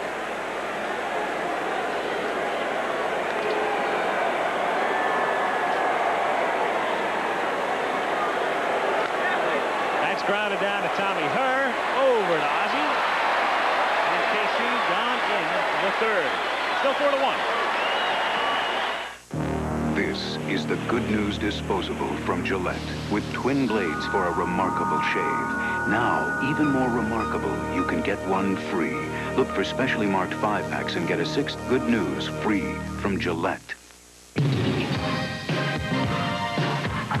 No matter how hard you work, Right Guard can help keep you smelling good for up to 24 hours. You work hard, you need Right Guard. Give me a light. Whoa. Bud Light. If you just ask for a light beer... Hey, can I have a light? Whoa! You never know what you'll get. Give me a light. No, Bud Light. So if you want the less filling light beer with the first name and taste, don't just ask for a light beer. Give me a light. Ask them to bring out their best. Bud Light. Bud Light. Because everything else is just a light. The enemy, potholes. When pavement cracks, it can tear your tires to shreds. Now consider Vector, Goodyear's unique all-season radial. Its crisscross tread has a backbone of belted steel to help repel road hazards and deliver thousands of miles of sure-footed performance. The Goodyear Vector. It simply performs like no other tire in the world. Sunday, MacGyver's in a deadly encounter with a band of killers. And an airplane getaway sets up a daring rescue. MacGyver.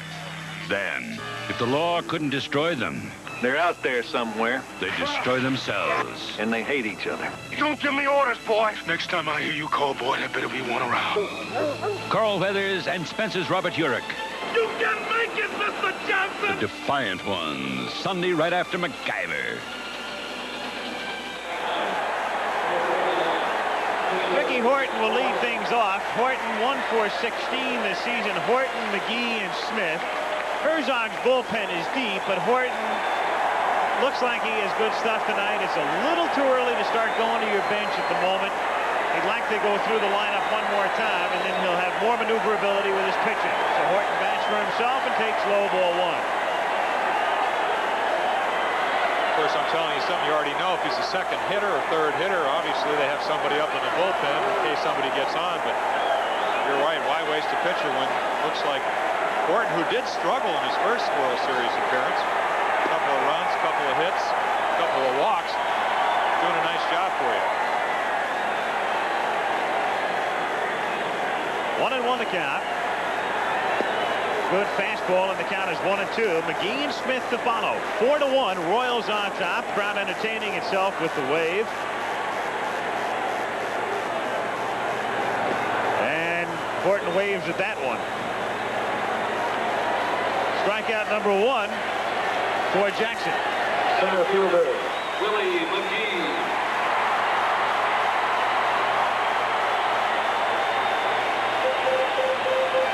McGee grounded out in the first inning.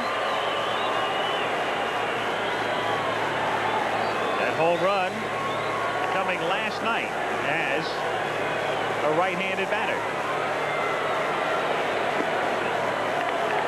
1-0 the count. Dick Hauser out of Tallahassee, Florida, trying to get his Royals back home to Kansas City. Tomorrow would be an off day. 6-game schedule for Saturday. Jackson looks like he's almost picked up the velocity just a tad here in the third inning. He is throwing hard. This young man has a fine, fine arm. And that's grounded right back through the middle for a base hit. So that gets the crowd stirred up as McGee singles. And Willie, a man who had 56 steals, is on with Smith the batter. Oh, fastball inside happy. If you hit 353 and lead the league in hitting, you get hits like that. That wasn't a bad pitch. Just a better hitter at the plate. So Smith, another of the switch hitters, as it is at the moment. Cardinals with their switch hitters all right-handed coming up against Jackson outside of the picture.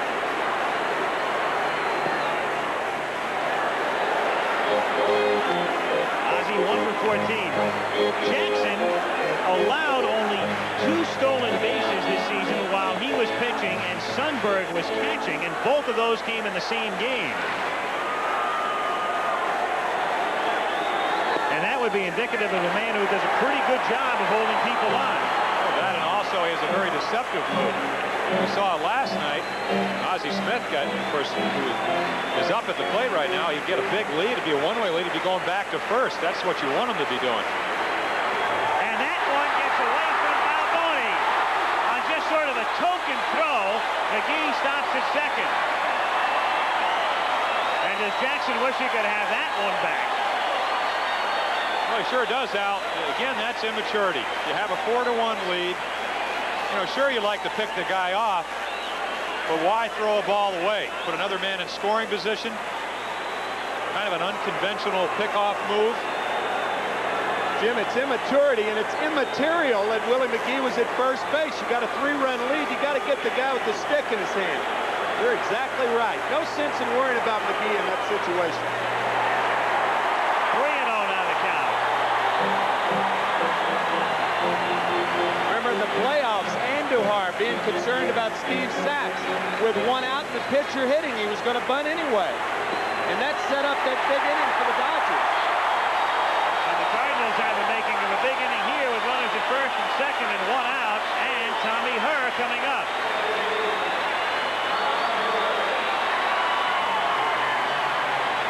Well, I talked in the pregame show about how the Cardinals felt more confident, not because of any lack of ability on Danny Jackson's part, but the fact that they had seen him once before. Johnny Lewis, the hitting coach, said that here's a guy, Tommy Herr, who had a great year because he knew most of the pitchers in the National League. He had a lot of trouble with Jackson because they've never seen him before. He felt that he would be a better hitter tonight. First time up, didn't hit the ball hard, but did hit a double down the right field line. So let's see what happens. First and second and 1 out. And Herr hits a little soft looper. If it's a fair ball, the infield fly rule is in effect, and it's an out. For the second out, as Herr goes after the first pitch, and it brings up Clark. In the bullpen, Steve Farr is up for Kansas City. Hauser can't afford to wait. This ain't June.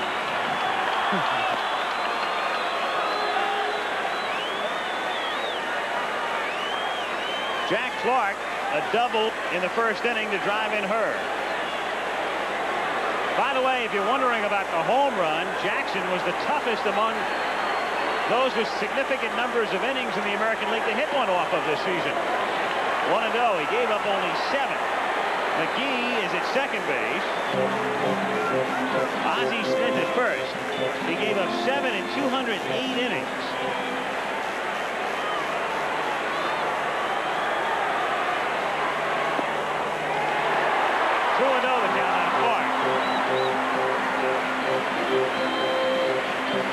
doesn't get cheated on any count, and certainly not here. I would think, being the fastball hitter he is, he's going to look most likely for a fastball or something out over the plate. Of course, Jackson, the last time he did that, double up the gap. He obviously is probably going to try to stay in, and there's Sundberg moving in. And now it's 3-0 with Landrum on deck. Give him a green light here? Yeah, I think so. Don't you? Yes, sir. If you're a manager, what you do is, over the course of a year, and I remember Merle Weaver with Andres Mora, was the greatest 3-0 hitter I ever saw. You have to make a determination. A lot of hitters don't like to hit 3-0. They never do it. That's ball 4, so Clark is on, and here comes Landrum. And again, the Tito chant begins. I think really what that goes back to is game 2. We did see Jack Clark swing away 3-0, get a base hit to left field. Once you see a pitcher do that, as we see Gary Blaylock, the pitching coach for the Royals, going to the mound, as a pitcher, you know, hey, I cannot throw one just down the middle. That automatic first strike isn't automatic, especially with a guy that hit 22 home runs. Gary Blaylock goes to the mound. You saw that shot of Landrum coming up to the plate. It was almost as if he was looking to the heavens and saying, again? The stage is set? When hitters do hit 3-0, every hitter has an imaginary little box out in front of the plate. And they want that ball to be in that little box. And if it's 2-0, the box is a little larger. When it's 3-0, it's a little smaller. And the ball's got to be right there. And if it's in that little imaginary zone, you leave your feet, go to hack it. But it wasn't, and they walked it. Here is Landrum with the bases loaded and 2 down. 3rd inning, 4-1 Kansas City. And Danny Jackson more comfortable out of the stretch.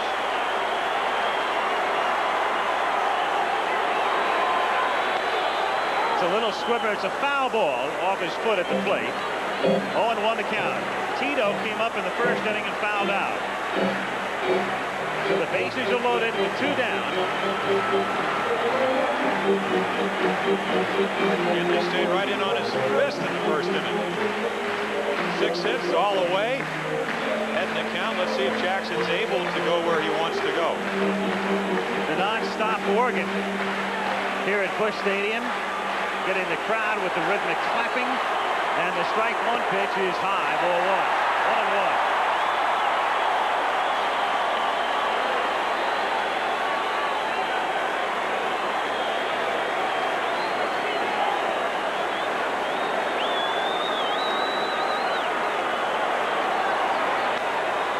1 ball, 2 strikes.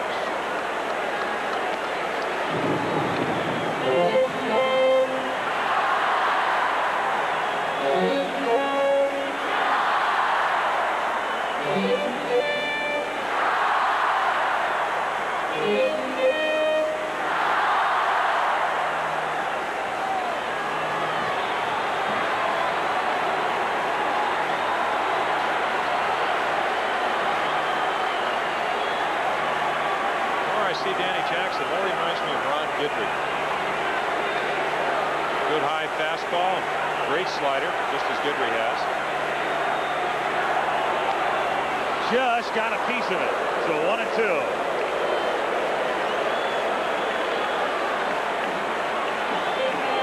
Landrum at the plate. He has McGee at 3rd. Smith at 2nd. Clark at 1st. 1 ball and 2 strikes with 2 out. And Kansas City ahead 4-1.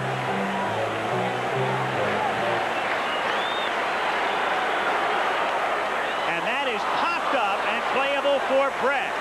And Danny Jackson does a Houdini routine here in the 3rd inning. At the end of 3, 4-1, Royals. AT&T is in a bonny business. Since Scottish and Irish Imports of Annapolis added AT&T 800 service, catalog sales are up 75% in just 2 years. 35. And the Titan? Which makes their bonny business a booming business, and gives you one more reason to choose AT&T long-distance services. Talk with us. AT&T, the right choice.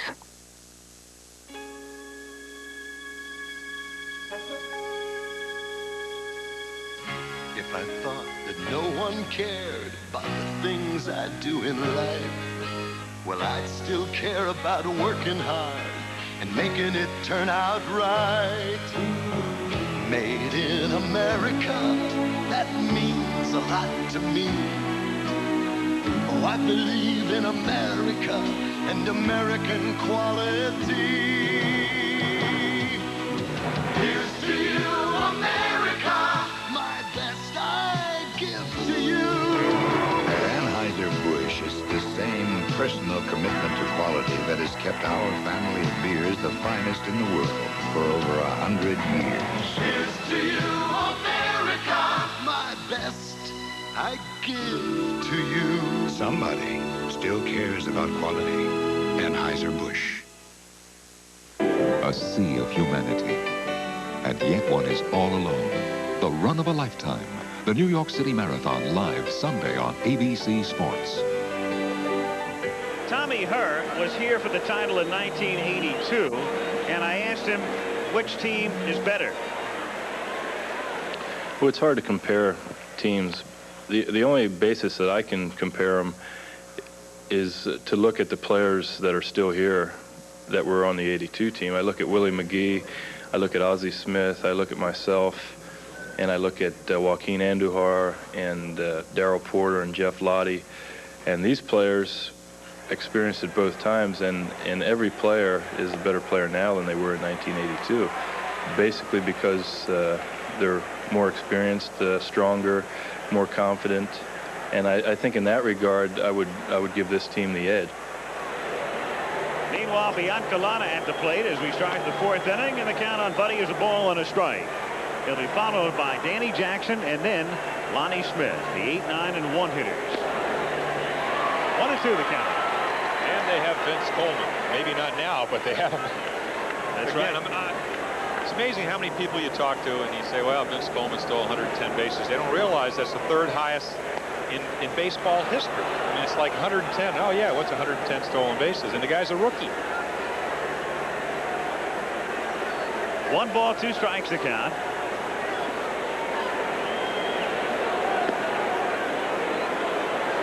Biancalana, who singled in the first inning, and then he was involved that play that ended with Sundberg scoring, leading to the 4-run inning, and Biancalana gets aboard. So Horton, who looked sharp in the third but walked Balboni, walks his second man, and now Danny Jackson. You're doing him a big favor when you walk Biancalana, because in effect if Jackson can lay down a bunt, that's a man at second and 1 out instead of 2 down. So Jackson obviously up there to lay 1 down. Here comes Pendleton creeping, and they try to pick Biancalana off, but he getting back ahead of the throw. When we talked the other night, Ricky Horton has the best move in the National League. Of course, so good the other night they called it a balk. Yeah, but if you're up there bunting in a sacrifice situation, you get picked off. It's like getting picked off in a hit and run play, or with the count 3-2 and less than 2 out and you're running. You got to make sure the pitcher is pitching, and regardless of his move, you cannot be picked off in that situation. You try to follow your first baseman. When the first baseman leaves, you lead. When he comes back, you get back. That's what Clark did then. He got off a couple of steps and came back. Biancalana just moved with him. Clark is charging, and he can't lay down the bunt, so it's quickly 0-2. Jackson, who has no experience hitting professionally with 2 strikes, obviously up there to lay 1 down 1 more time. That's his role right now. Pendleton still in at third. And can he lay it down? He does, but foul, and that's a strikeout. So Jackson is gone, 1 away, and Lonnie Smith is the batter. That's the 3rd strikeout for Horton.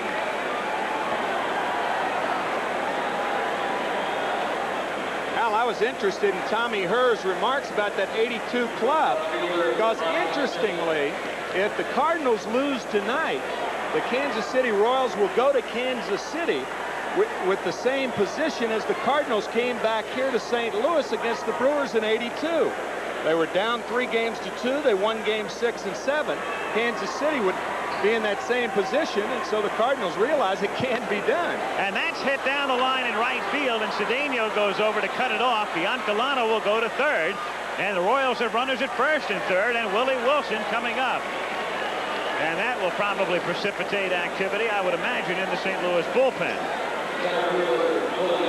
Add a point to that. If you go back to game 2, you see it's like a fastball inside corner. Smith just insides it out to right field. Leads with his hands. Good high ball hitter. See why right there. Danny Cox, 18-game winner against Charlie Leibrandt. We saw how he pitched in the second game of this series. Is there really a favorite, even though you are trailing 3-2 in your Kansas City? Cardinal infield looking for the double play, but that's tough to pull off with this combination. Lonnie Smith at first and Wilson at the plate with Biancalana at third. In the bullpen, Bill Campbell gets up. 0-1. Wilson hitting right-handed. There's Campbell for the first time tonight. His single and his triple came off Forsch.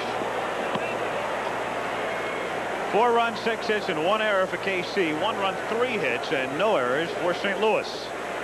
Tom Nieto got a foul tip off that finger. Looked like the forefinger of his left hand. Sometimes those foul tips can just take that hand and do funny things with your fingers on it. That's one of the big reasons catchers don't hit for a high average. Always your hands are puffed up, your fingers are sore. Is that why? There are other reasons too, but we won't get into those.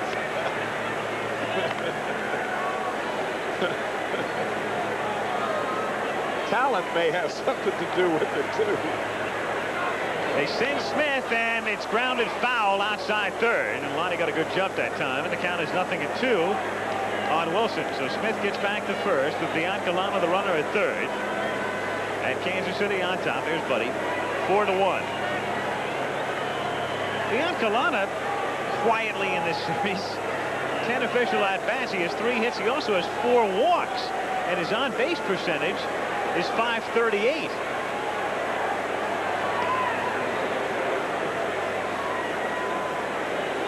So Buddy, who's gotten an incredible amount of notoriety this season and starts this inning, there he is.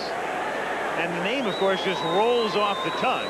You love to say it. The 0-2 pitch is inside 1-2.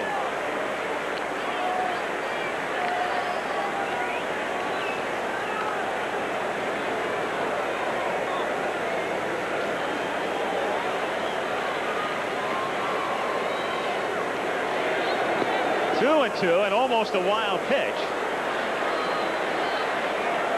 And on deck is Brett.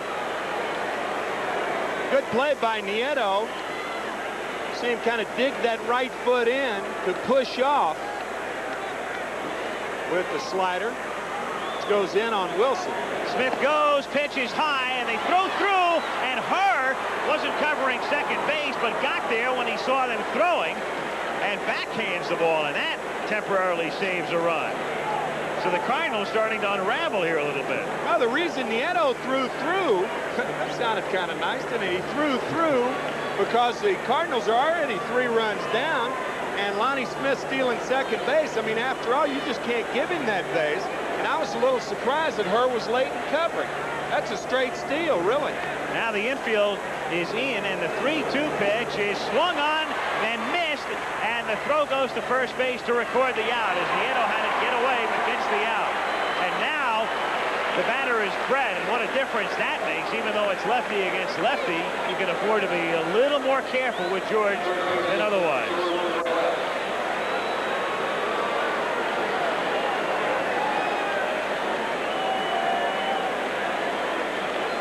Interesting situation here. Yeah.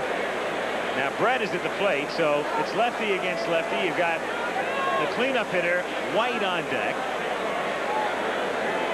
Bobby Cox walked Brett with first and third, and they're going to walk him. So you're going against convention here, but Whitey Herzog wasn't ranked #1 by his peers, and you also have Campbell in the bullpen if he wants to bring him in.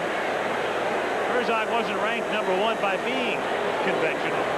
So they take the bat out of George's hands, and White will be coming up with the bases loaded and 2 down here in the 4th inning. Makings of a fascinating ball game here tonight in a way. Yes, Quite a bit of action early on, and even though it's a 3-run differential, a lot of key moments already have transpired. And here comes Whitey, and that'll mean a visit by Campbell to face White. So he goes to the bullpen, does Herzog. Campbell comes in, bases loaded when we come back, and White coming up. 4-1 Royals.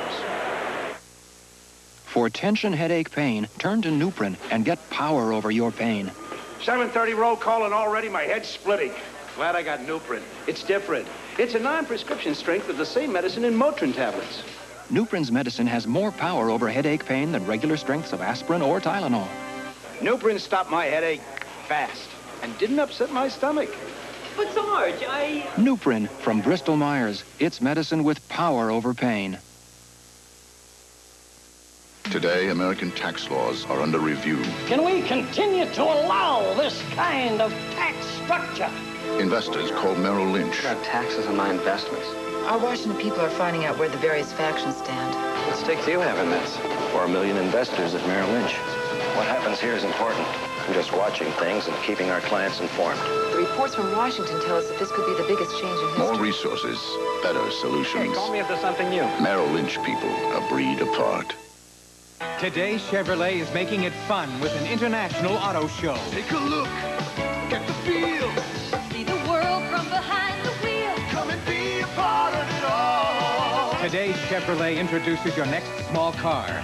It's designed for high quality, high affordability, and fun. This year, more than 750,000 Americans will buy a small car at your Chevy dealer's International Auto Show. Shouldn't you? Drive today, Chevy. Live today, Chevy. Chevy. The Dallas Times-Herald calls it one of the few legitimate network quality shows. Spencer for Hire moves to Tuesdays at 10, 9 Central, starting this Tuesday. Bill Campbell, his number is reflected there, comes in to pitch to Frank White. Another one of these very key points in the game right now. If White gets a hit, it kind of breaks the game wide open. If he doesn't, the Cardinals get out of a jam, and they come up to bat with a little bit of, I hate to use the word, but momentum. You know what I mean. Similar situation as the Cardinals had in the bottom of the 3rd. They had the bases loaded and 2 out, and Danny Jackson got out of it.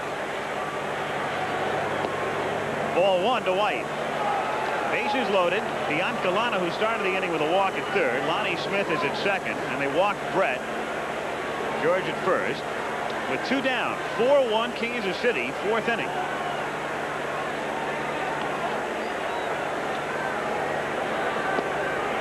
And it's 2-0. Not the same situation, but anytime you walk the bases loaded, and of course Whitey Herzog did do what you need to do, pitch around Brett to get a right-hander versus right-hander. Anytime you walk the bases loaded and you're out on the mound and you go 2-0, you got to throw a strike. Should get a pretty good pitch to hit. And he does, and he fouls it away and a count 2-1. Matter of fact, in the top of the 9th inning of Game 2, Charlie Lebrand had a similar situation. With the Cardinals trailing 2-1, it was 2-1 to Terry Pendleton. He doubled down the left field line. The Cardinals end up winning 4-2. That's what happens when you fall behind with the sacks loaded. Here's the 2-1, and it's grounded foul, so it's 2-2. That's what can happen when you fall behind.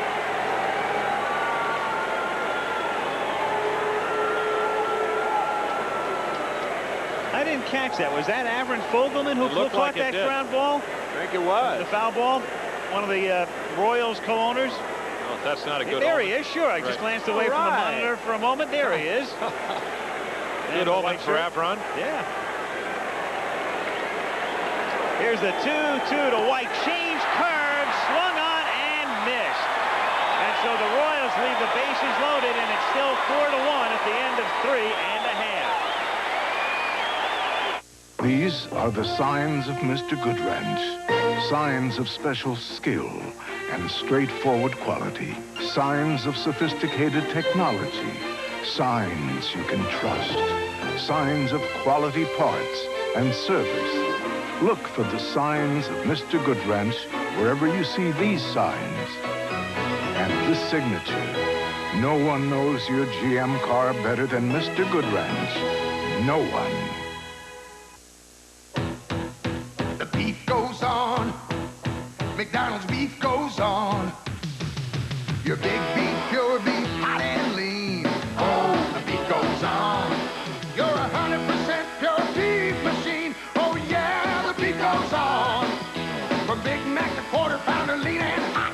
Your big beef taste just won't stop. It's a good time for the great taste. Oh, McDonald's, the beef goes on.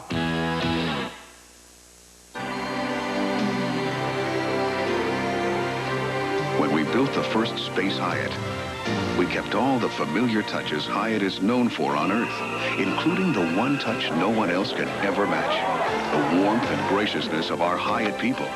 Good evening, Mr. Euchre. Hey, they even know me up here. You're in room 200.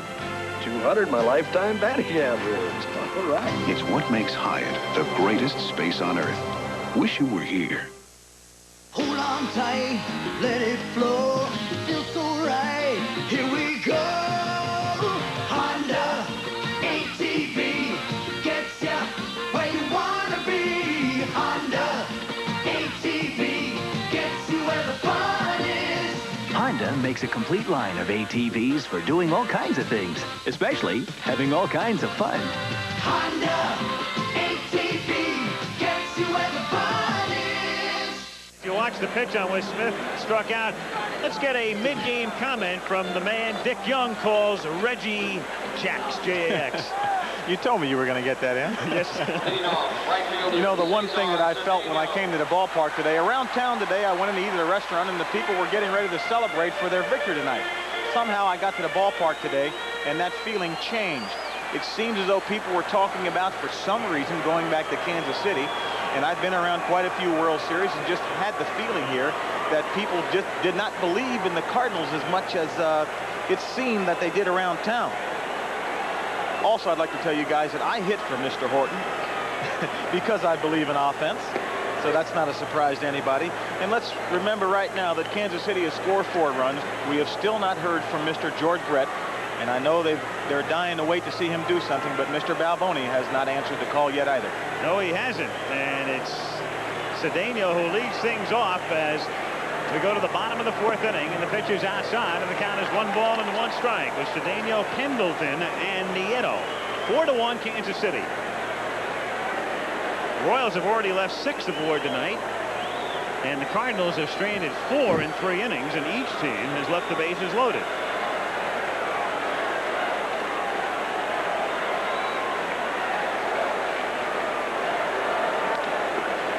Popped up and coming back out of play.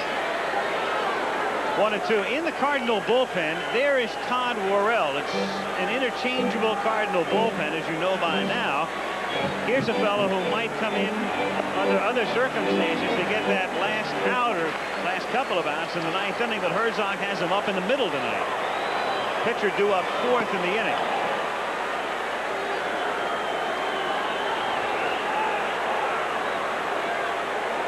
Herzog talking to him before the game tonight and asking him to just generally give me his philosophy of how he views the pen tonight, said in effect that it would all depend on the situation in any given inning. So Worrell being up here indicates to me that Whitey thinking about Sheridan, Balboni, and Sundberg, and that more than anything else is the reason Worrell would be up instead of a Daly or a Lottie right now. And it better be a 9-inning game if he comes in this early. 2-2. Taking a chance on bringing in your key man, but then again, Lottie is a guy who can get those last few outs, and so can Daly. Yeah, but you only got 2 left. You got Daly and Lottie. If it goes into extra innings, you may have a pitcher hitting for himself. Biancalana will scoop it up. 1 away. This will all be academic if it's a 1-2-3 inning, though, because the pitcher is due up 4th. So Cedeno is gone, and Pendleton is the batter. He grounded out in the 2nd. Reggie was talking about how he has a different feeling here in the ballpark and he didn't feel that the Cardinal fans were real confident. Even Whitey Herzog's son called him yesterday morning and said, with the Cardinals up, of course, yesterday, 2-1, he said, "I'll see you at Game 6 in Kansas City." How about that? Call from Keystone, Colorado. So he didn't really have a lot of confidence in his father winning the next 2 games. Doesn't Whitey live in Kansas City? He does. Yeah. Maybe he meant that game. At the game. Yeah, he said Game 6. Oh, Game 6. Yes, sir. 1-0. And the count 1-1. Charlie Leibrandt, who would pitch in a 6th game on Saturday. Danny Cox would be his opponent in a 6th game. 1-2 the count. On the subject of the manager's children, Dick Hauser's daughter came to the game last night, and as she started to give her ticket to the ticket taker, somebody reached in, grabbed it, and ran with it. She eventually got in. They found out who she was, put her in the seat, and when the guy came in with that ticket, they took care of him. That's grounded toward the middle. Biancalana scoops it up back of second and throws him out, and there are 2 down.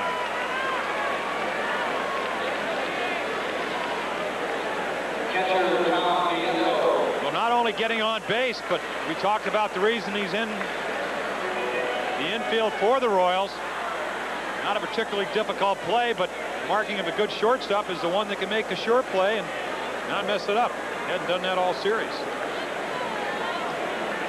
Nieto is the batter. He grounded out of the 2nd inning.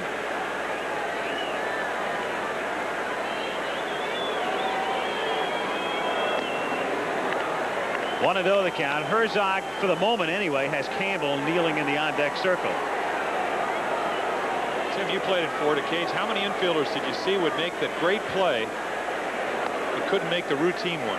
And that's a lot of times what managers look for, consistency. That was, as a matter of fact, the shortstop for whom Ozzie Smith was traded, Gary Templeton. That was a tag on him when he first came up. Could make the spectacular play, not the routine play. Lonnie Smith will track it down, and that's a 1-2-3 inning. The 2nd turned in thus far by Danny Jackson, and we'll be back after this word from our local stations. You know, there's nothing like sitting around the old TV with the family watching an exciting World Series, unless you count Friday nights on ABC, when 4 great families keep you laughing. First, Emmanuel Lewis starts it off as Webster. Then let us keep you in stitches on Mr. Belvedere. Gary Coleman's up next on Different Strokes, and batting cleanup, Robert Guillaume as the hilarious Benson. Speaking of batting, you guys ever heard about my Major League career? They must be thinking about tomorrow on ABC. The fun starts at 8/7 Central. In 1914, Isuzu paved the way for the automotive industry of Japan. Unfortunately, Japan hadn't paved its roads. Today, the Isuzu Aimar combines the superior road handling of front-wheel drive with the dependability car experts expect from a car built in Japan. And these Japanese car experts ought to know. They've been driving their Isuzus for over 60 years. May Company's 15-hour sale with spectacular store-wide savings is this Saturday, 8 a.m. to 11 p.m. at all May Company stores. We have a home loan that can get your foot in the door. Call Home Savings. I am music. Tune to the new K-Lite 100 FM. All music, all memories. K-Lite 100 FM. I'm Terry Murphy. Coming up at 11, we'll hear what some experts are saying about occult rock music. A Southland prostitute is found to have AIDS. Biologists try coaxing that whale back to the ocean, and World Series analysis. That and more at 11. See you then. Bowie, you were dead right. I've got to say it again. Short sleeve shirt, late October. It's gorgeous. Pretty soon they'll be playing the World Series in late November, the way things are going. It's a summer's like evening. With the 4 out of 7 format now, right? During the playoffs. This goes 6. It's going to snow in Kansas City. I don't think so. Shot at it. It's been fantastic. The weather has just been great. Gorgeous in downtown St. Louis today. Strolling around. Everybody with summer clothing on. And just a lovely night. Did you go strolling today? Well, no, but I was looking out the window, and there were a lot of strollees out there. Sheridan leading things off in the 5th inning, 4-1 Kansas City, and the pitch is outside, ball 1. 1-0. Campbell, one of those pitchers who just feels more comfortable out of the stretch, and he works that way with out-base runners. Rips it down to Clark, and it caroms away from Jack. He shovels to Campbell. They get him on a bang-bang play. Clark, a right fielder by trade, made the conversion this year and the recovery on this play. Well, Jack said that he felt a little bit uncomfortable, maybe because balls are hit that hard. But he does do the one thing that's important. He gets in front of the ball. Bill Campbell with a late break. So you see Jack Clark kind of going around. And here's a shovel throw to Campbell, a little bit late, but just beat Sheridan in the bag. It's one of those plays when you're on the mound, you think he's going to take the ball by himself, even though it was hit hard, and you do not break immediately. A lot of times that's the difference between getting the out and not. 0-1 pitch is fouled back. We were kidding around about the weather and the World Series at night, and personally I was a big fan of Bowie Kuhns, and I think he did a tremendous job in his reign as the commissioner of baseball. And they made so much of that one incident that people forever remember it. And it all comes around. For every game like that there's been in the World Series, there have been a few like this as well. Balboni down on strikes, 2 down, and Sundberg coming up. Well, you try to fool the batter. Take a look for yourself. Way out in his front foot. Can't make a much better pitch. Very similar to the pitch that got him out of the base-loaded situation to Frank White.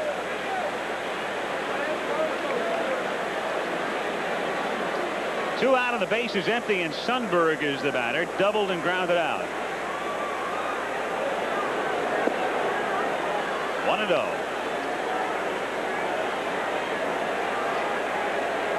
Of course, Tim, you talked about it the other night. Very deceptive motion. Comes at you with arms and legs. Bill's about 6'5", not overpowering. Has a great changeup. Ball sinks. 31 saves one year for the Red Sox before he hurt his elbow, and he's come back, and even though he hasn't been used in that situation, he's done a great job for the Cardinals. I was going to bring that point up. He was the first free agent drafted in the major leagues back in 1976. He signed for what is now the paltry sum of a guaranteed $200,000 a year for 5 years. The very first free agent drafted, Bill Campbell. Nice time to throw that pitch with nobody on base. 2-2.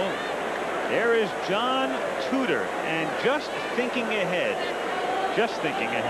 if the Royals win games 5 and 6, you would have on Sunday in a 7th game a matchup of Tudor and Saberhagen. By the way, what's the status of the baby watch? I'm going to get to that in a second. The 2-2 pitch is grounded to third, and Pendleton throws him out. We're going to call Janine and have the report for you when we come back in the bottom of the 5th. It's still 4-1. IBM presents You Make the Call. While swinging at a pitch, a batter first hits the catcher's glove and then hits a weak ground ball to the first baseman, who throws to the pitcher. Is the batter out? You make the call. If you're waiting to buy a personal computer, you may have questions about power, expandability, and dollars and cents. For the complete answer, take a close look at IBM. An IBM PC runs thousands of programs, expands easily, and prices are better than ever. So don't wait. Once you take the first step, the rest come easy. IBM personal computers. If a batter hits the catcher's glove while swinging, it's catcher's interference, and the batter is entitled to first base. So if you said the batter was not out, then you made the right call. Barbecues and cowboy shoes, guitars in high gear. Now you're talking country, now you're talking beer. Now you're talking good times, and Stroh's are spoken here. Stroh's, fire brewed for smooth, consistent taste. Now you're talking Strohs. Now you're talking beer. Now you're talking good times, and Strohs are spoken here. Hey, Nick, you're missing the World Series. Come on. Since when is the World Series more important than our stories? Since about 1903. The Insiders will return Wednesday. David Letterman, of course, has had a lot of fun with Buddy Biancalana, and so earlier I talked to him. Here's his reaction. Well, it's been kind of fun over the season. I guess the last 2 months of the season is when it really, came to a head. And I'm asked about it wherever I go by fans. They're constantly yelling only 4 more thousand hits to Pete Rose, and reporters are asking me all the time. It's been fun. It's gotten me a little publicity over the season, and I think David Letterman might get a little publicity because of it. But he also said the other day he wants to go on the show to see if he can get the rating up to a 1.5. He will be invited. I do get that feeling.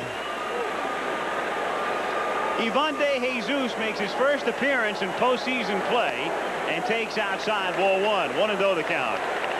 De Jesus, who was a starting shortstop for years with the Philadelphia Phillies. Before that, the Cubs, and he played with the Dodgers. Lifts a fly ball in a shallow right field, and it's Sheridan making the catch. And that's 5 straight set down now by Danny Jackson. So 1 away, and here comes McGee, the top of the order. All right, now the report on Janine Saberhagen, and we've been following her progress for a couple of weeks now. The pregnant wife of Brett, she is still in Kansas City. Everything's fine. Due any day. And Brett will be home. I believe the Royals are leaving. I'll check it on a charter after the game, so he'll be home tonight. And we'll keep you abreast unless the series ends tonight. And then I suppose just follow the action on college football scoreboard Saturday. Jim Lampley, huh? Well, we'll get the information somehow. 2-0 the count. Meanwhile, Saberhagen is just sitting down there. He's not going to come in relief.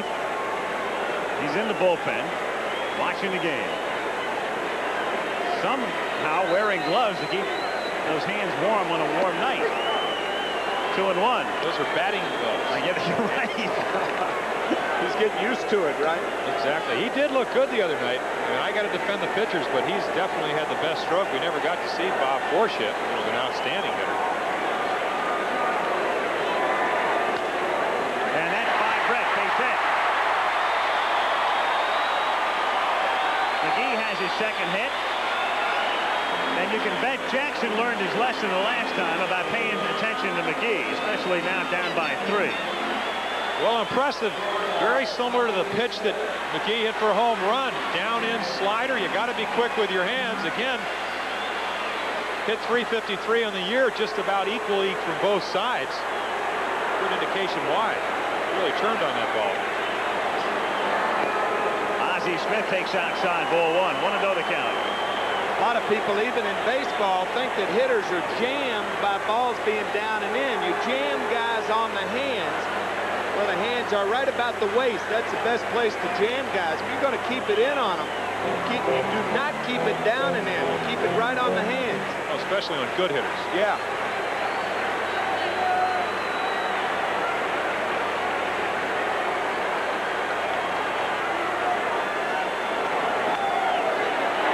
Just fouled, and the count is 1 ball and 1 strike. Ozzie 1 for 14. Worrell still throwing in the pen because he'll be coming in the next inning in as much as the pinch hitter De Jesus was the batter for Campbell. So in the 6th, with Biancalana leading off, it'll be the hard-throwing righty. Maybe he hasn't learned his lesson. Well, at least he won't be making any of those moves that he made the last time. He just sort of flipped the ball over there. An unorthodox move. This time he'll mean business. And he hasn't picked off as Balboni throws to second, and they get him. So he paid attention, stuck to the fundamentals. Remember that awkward throw that created the error the last time, and that good move nails him. We talked that only 2 guys have been stealing with Sundberg and Danny Jackson. We talked about the deception of the move as we see Balboni's throw, and Steve is not known for his throwing ability. Soft hands around the bags, had trouble making the throw. Again, he's fooled. McGee tries to outrace the ball to second, doesn't make it. Now a ball and 2 strikes, the count on Ozzie Smith with 2 out and the bases empty. 4-1 Kansas City, 5th inning. Brett gets caught between hops. Boy, you can see that coming a mile away. Ozzie Smith is on his way to second. Here's the throw, and they don't get him. He's in there.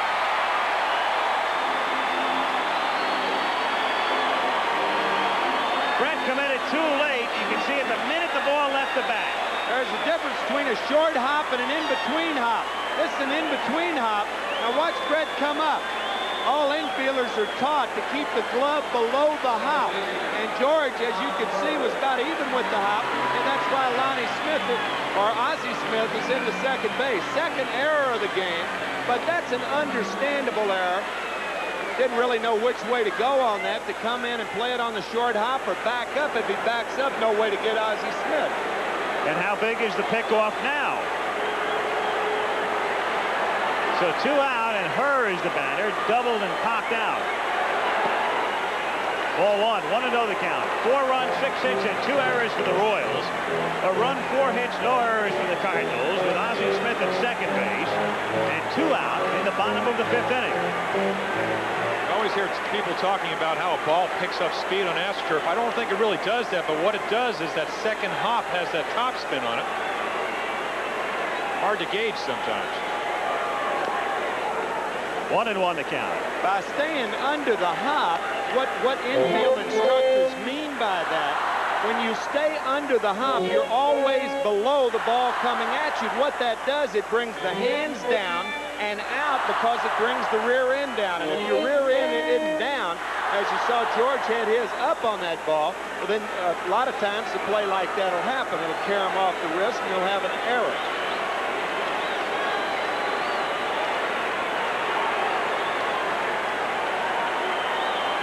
One is hit in the air to left field, and it's an easy play for Lonnie Smith. So the pickoff is a key play in this inning. No runs, a hit, an error, and at the end of 5, 4-1 KC. Early each morning, we come to build the new Nova. It is a unique idea in imported cars. We are a community of workers.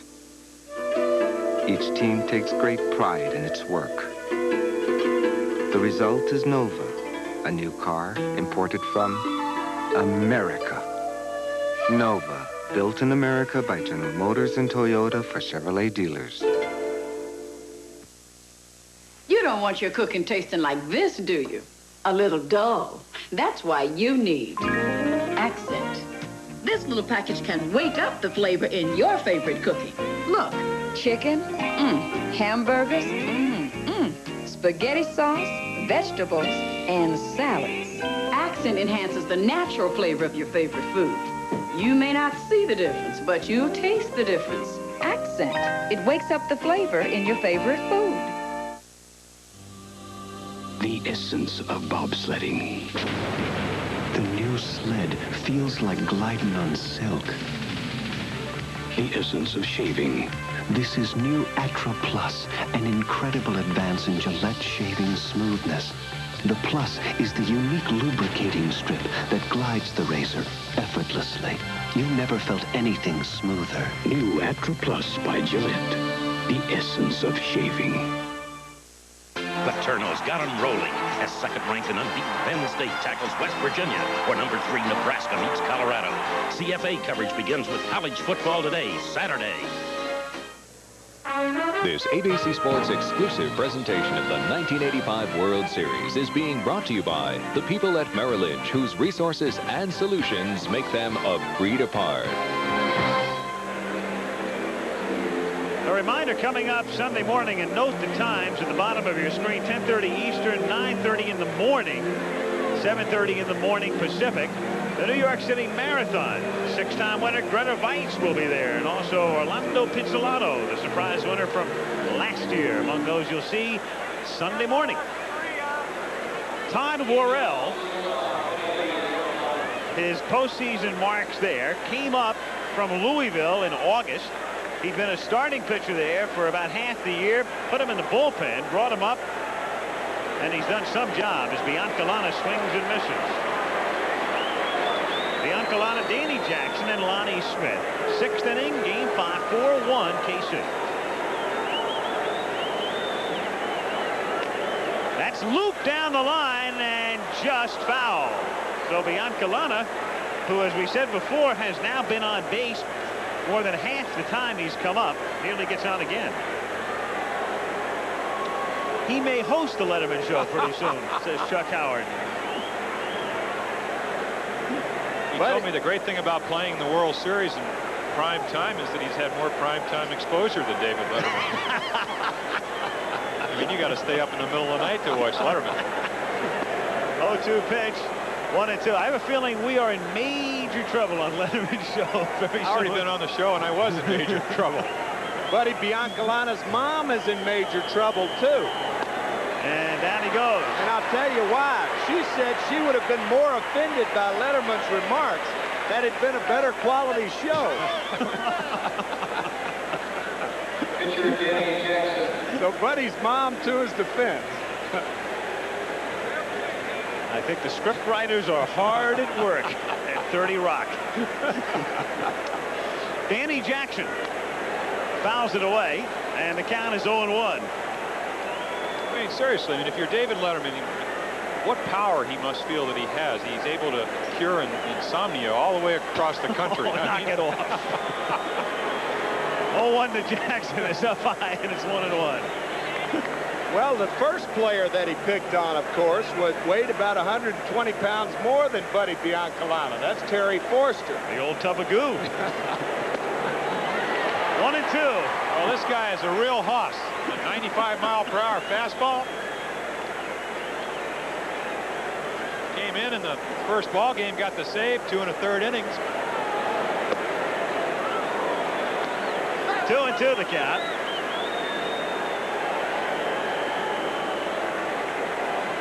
Cardinal pitchers have already combined for 9 strikeouts in the game and make it 10. So they've used 4 pitchers, have 10 strikeouts, most consecutive strikeouts right there. A total of 5. And that, of course, would be batters' strikeouts, in case you just looked at the graphic and you thought it meant pitchers and you saw Jackson's name. He joins Mickey Mantle. That's the wonderful, one of the wonderful things about baseball statistics. When you compile lists like that, you see all this crazy stuff. Mickey Mantle and Danny Jackson did the same thing. Lonnie Smith a swing and a miss. 96 was the clocking on that one. 2 out, bases empty. On the subject of strikeouts, of course, all I have to do is look over to my right, and there's Reggie Jackson with a big K on his monogram. Only 170 one year. I mean, that's. I think my 2000 strikeout was Reggie Jackson on my right, but then again, there were some of those long home runs, so I guess that's what you get. You go up there, you swing hard, right, Reg? And sometimes you hit 500 and how many home runs? 1-2 the count. 530 is where Reggie ended the season. Not too shabby. Past Willie McCovey and Ted Williams. 521. And Worrell strikes out for side. Flamethrower. 4-1 Kansas City. Stolen bases, pennant races, stand right up and cheer. Now you're talking baseball. Now you're talking beer. Now you're talking good times, and Stroh's is spoken here. Stroh's, fire brewed for smooth, consistent taste. Now you're talking Stroh's. Now you're talking beer. Now you're talking good times, and Stroh's is spoken here. Recently, a major airport needed a new runway. Mr. Mayor, is it true that landing fees will rise, sir? They called Merrill Lynch. Everything's on the line, Phil. It'll take time. So I want you to check the options we laid out. We've got to crack this thing. But it's not good enough for the investors. And it won't work for the city. Look at these projections. She's right. Everybody wins with that. Do a variable rate structure. More resources, better solutions. It's brilliant. Merrill Lynch people, a breed apart. The following message is furnished by Major League Baseball in cooperation with the Players Association. As a ball player, I make plenty of decisions every game, but the best decision I ever made affected my entire life. I decided to give up drugs, and for me, it was a life-saving choice. As a young person, you make decisions every day. Don't let drugs ruin your future. Make the right choice. Say no to drugs. Baseball cares about you and your family. They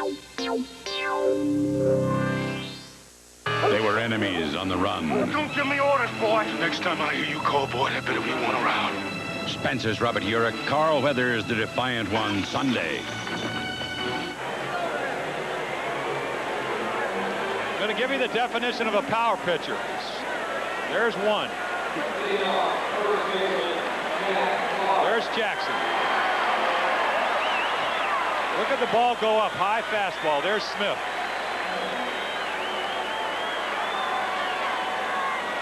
Jack Clark comes up, bottom of the 6th inning. Doubled and walked. He'll be followed by Landrum and Cedeno. Danny Jackson. 3-run cushion. And Clark, with the third baseman Brett back deep, bluffs a bunt. The count 1-0. Jack has done that before in this series. Just trying to keep George a little more honest.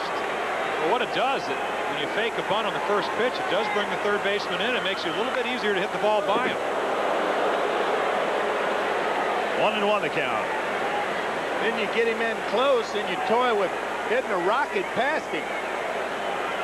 But George will probably move back to normal depth right now. And he's slowly, there we go, George. A couple of ways to do that.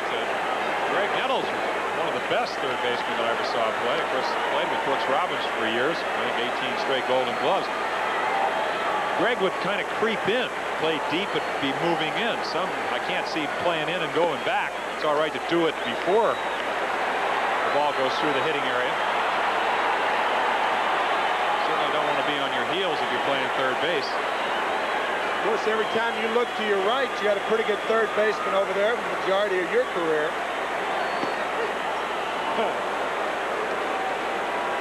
Brooks Robinson, not too shabby. Well, that goes back to the 70 most valuable player in the 70 World Series, where he was over Cincinnati. What a player he was. Mercy. 3-2 pitch is popped up in foul ground. Sundberg coming all the way back and makes the catch. And that's a great play because that's a mile high. He's coming all the way over to the railing. He's got to think about the dugout steps. And when you go down the steps here, you're in major trouble. He's thinking about a lot of things. Plus, you're thinking about all the fans. Look at everybody grabbing at the ball. He's got the railing to worry about, the fans to worry about. Now, if this ball is out in the playing area and a fan reaches out, Clark would have been called out. But fortunately for the fans, you can see that gentleman there moving those hands back. Unless you have a glove, it's not a good idea to go after those foul balls. Those things hurt.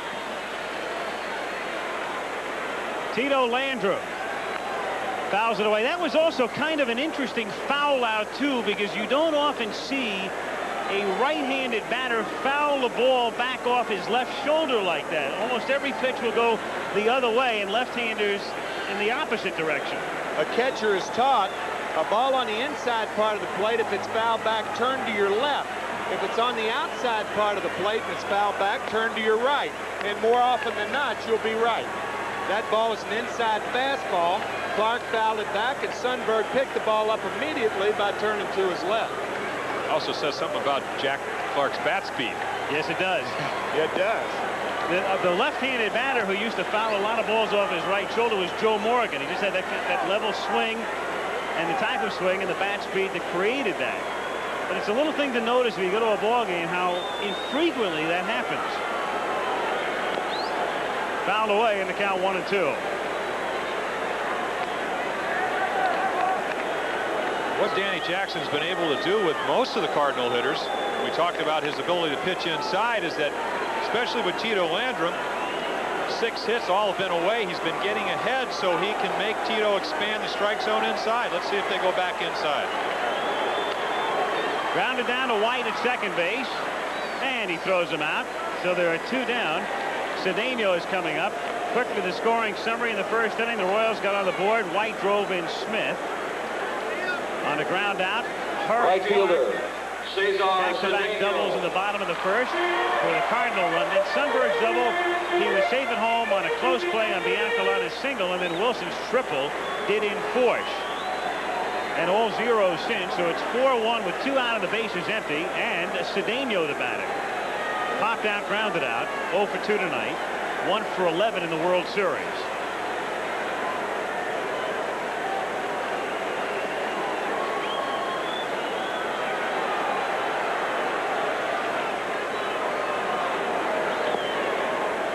One and 0. Always kind of marveled at the scouting reports you'd get on pitching the first game in 1970 in the World Series. And we go through the hitters: Toland, Bench, Perez, Lee May. The scout says all high fastball hitters. That's all I threw. I raised my hand about halfway through the meeting and said, how come I'm pitching the first game then? They said, oh, not your high fastball. That's a chopper charged by Brett. He throws to first. And in all the even innings, the Cardinals have gone out 1, 2, 3. On to the 7th we go. Rise and shine, cast your line, catch the limit here. Now you're talking fishing, now you're talking beer. Now you're talking good times, and Stroh's is spoken here. Stroh's, fire brewed for smooth, consistent taste. Now you're talking Stroh's. Now you're talking beer.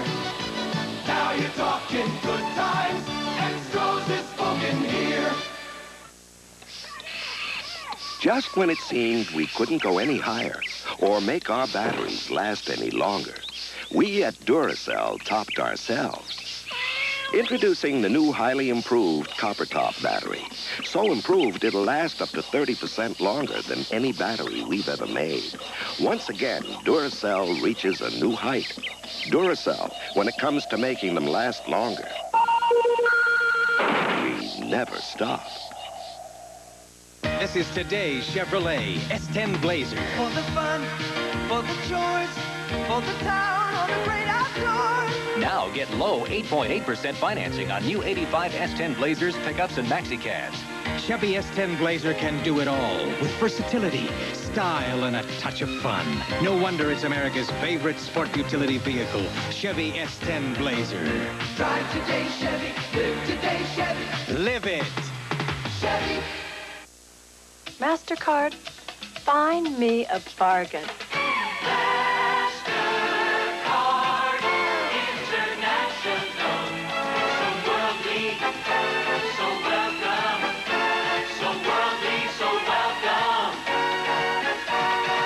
Maybe something in blue.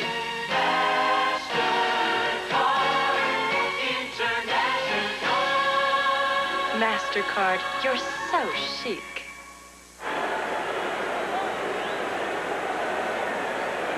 Here was Willie Wilson's triple in the second inning, which turned a 2-1 ball game into a 4-1 game, with Biancalana coming in to score and Lonnie Smith also crossing the plate, and that did it for Forsch. The Cardinal bullpen has done a great job in relief. They've held the Royals right there, but Danny Jackson has held the Cardinals right there. So it's 4-1 as Wilson leads off the 7th by taking a strike. Todd Worrell, who struck the side out in the 6th inning. 4th Cardinal pitcher. Fouled away, and the count is 1-1. Kansas City bullpen. There is Brett Saberhagen. This is when you would normally throw between starts, and that's what he's praying for. Because another start for Brett would mean a 7th game on Sunday.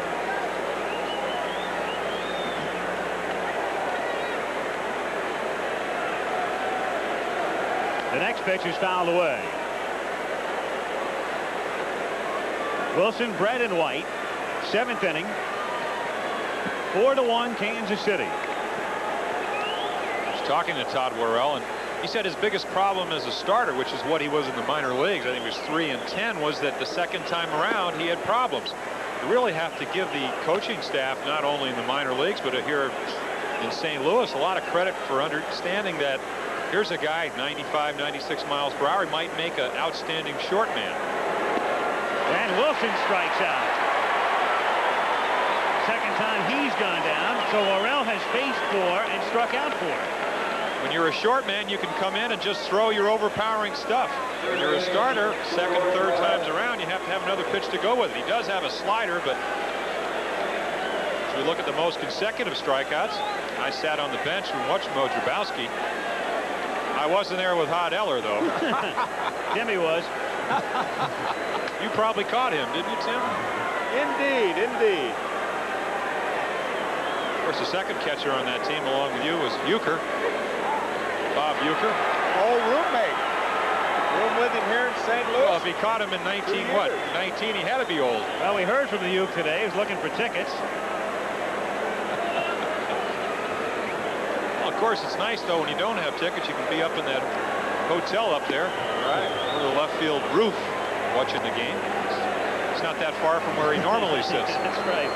Right across the street where you need a reservation for an elevator.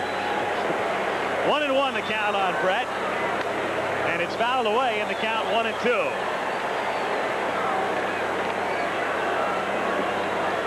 One out, bases empty. 4-1 Kansas City in the 7th inning.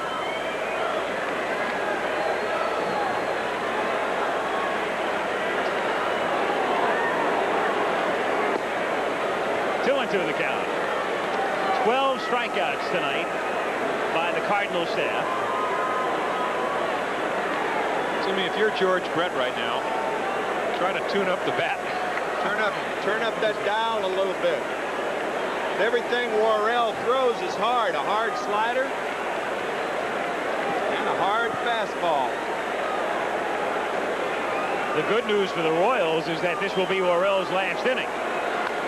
And it's hit foul because he is due to come up third in the bottom of the 7th. And then they'll have Daly and Lottie left. George Brett turned up the dial against Goose Gossage in 1980, third game of the ALCS. Hitting a 3-run home run to sink the Yankees' chances. Only 98 miles per hour that pitch was on the radar gun. Is that all? Gotta have it turned up. And down goes Brett. And the bat winds up near the Cardinal dugout. And so Worrell has now struck out all 5, and that's 13 strikeouts for the Cards. Well, we talked about his fastball. George looking for the fastball. That's all you can look with 2 strikes. High slider, but he's fooled by it. It's kind of what you say, throwing a bat head. He even looks good throwing his bat, though. Did you see that follow-through? I was kind of saying that tongue-in-cheek. I mean, that was an absolutely perfect follow-through, though. Looked like your golf swing from the other side.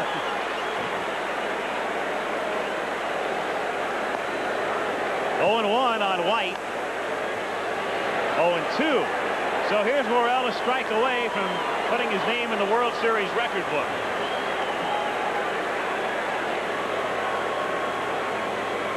If you're Frank White and you just saw George Brett strike out on a slider, you know the guy also has a 96 mile per hour fastball. What do you look for? There he is. 6 in a row. 14 Ks in the book. 4-1 Kansas City at the end of 6½.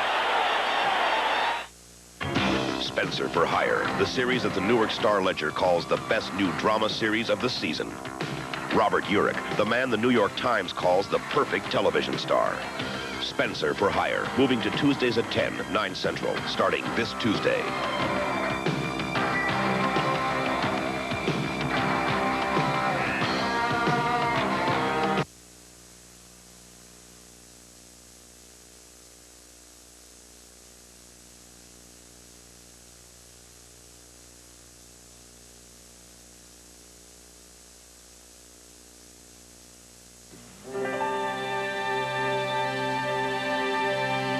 They call them monuments. and they've been around for a long, long time. Well, to me, they're like sentinels, standing guard, watching over the West. Kind of like Great Western Savings. You know, Great Western's been looking out for folks and their money for nearly 100 years. And nowadays, the Great Western family has over $24 billion in assets, and they're federally insured. So, you know your money is real safe and sound. Great Western Savings. Standing tall, here to stay. Watching over the West for a long time to come.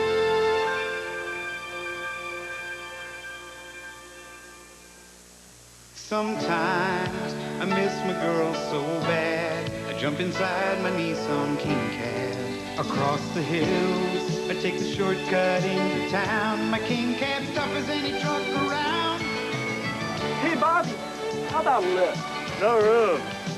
Your Nissan King Cab's got plenty of room. Sometimes there's just too much room in a Nissan King Cab. For the #1 selling extended cab compact, the name is Nissan. I'm Terry Murphy. Be sure to join us at 11. A new AIDS fear in the Southland as a prostitute is found to have the disease. Experts warn of parents about occult rock, and Tommy Lasorda analyzes the World Series. That and more at 11. See you then. Here we go to the bottom half of the 7th inning. Terry Pendleton to lead off. It's the bottom of the order for the Cardinals. And Pendleton pops it up in foul ground. Brett has to charge hard toward the dugout. Slides, goes into the dugout. Did he make the catch? No, he didn't. And George Brett in the worst possible ballpark to go into the dugout, because the steps are narrow and it's very steep.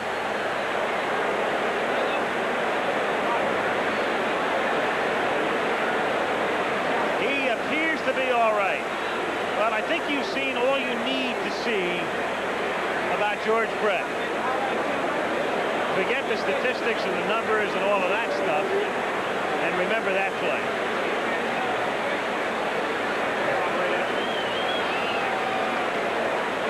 And here he comes.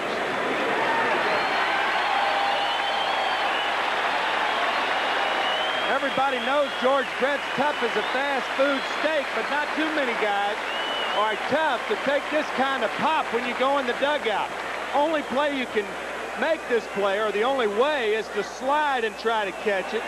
He drops the ball, his teammates trying to catch him, but he's airborne right on that floor. Oh boy. Into the arms of Lee May. Save for Lee May. Trying to cushion him.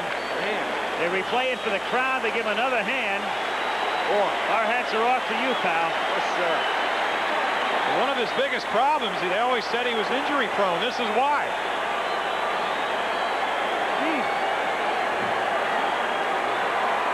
0-1 pitch is another strike. And this is, and you played here, Tim, and you know, you can barely walk down the steps of the dugout here. The steps are so narrow, and it's very, very steep. It is what the word implies here in St. Louis. It's a dugout and down.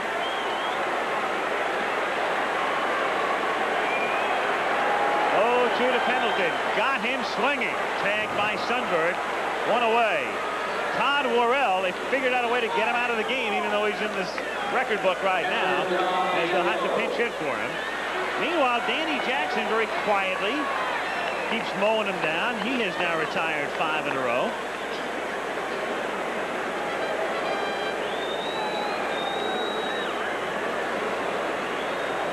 That's only his second strikeout. Nieto tries to bunt, something he proved he could do last night, and the count is 0-1. Boy, oh boy, George Brett. You can put up a lot of numbers and stuff. I don't know what it means. Well, if you ever pitched against him, you know what kind of player he is. That's popped up and foul ground. You know, it's funny, you can tell it's that kind of a game where the Royals have their backs to the wall totally here.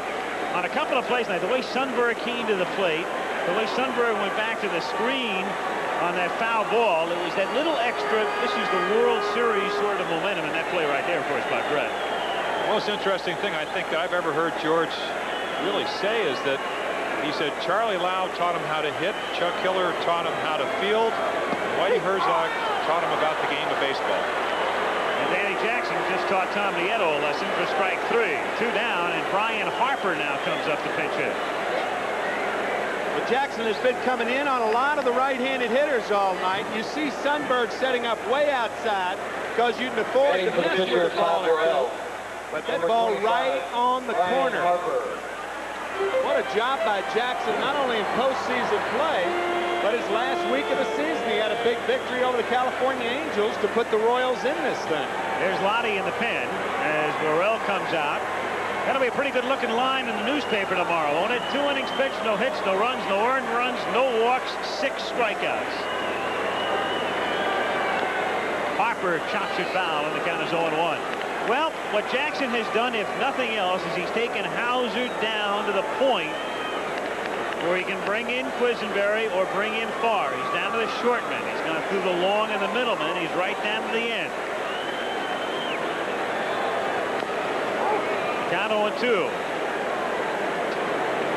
Alluded earlier about how he does look like Ron Guidry. Of course, Ron Guidry, 22 wins this year. What he's learned to do, of course, is take a little bit off, come up with a changeup. But when Guidry was, I think, 25-4, 25-3 back in 1978, the only difference was that he could make better pitches away. When Jackson learns to do that, they hate to be hitting in the American League.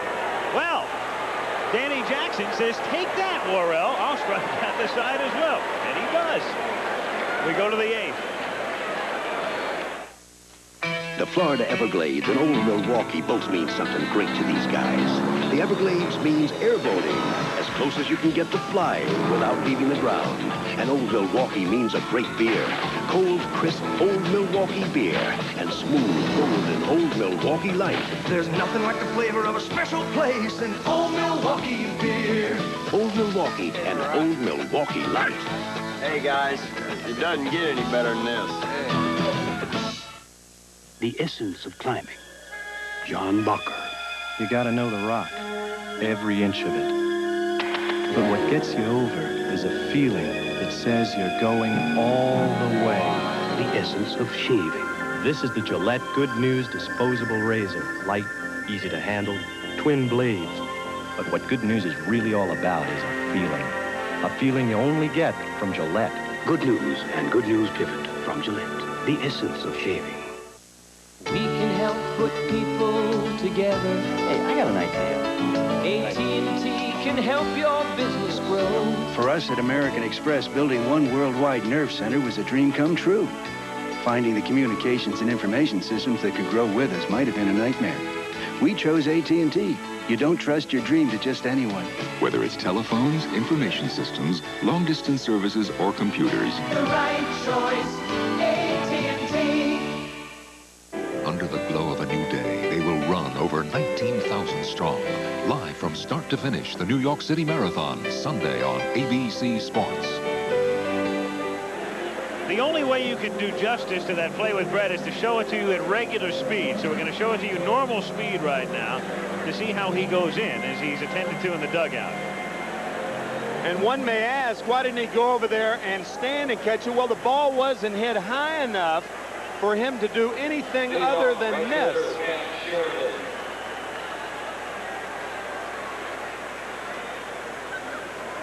That would have been one of the all-time plays. Lee May making sure he had some cushion, and May had to think about flying spikes as well. It's a very dangerous spot for the receiver.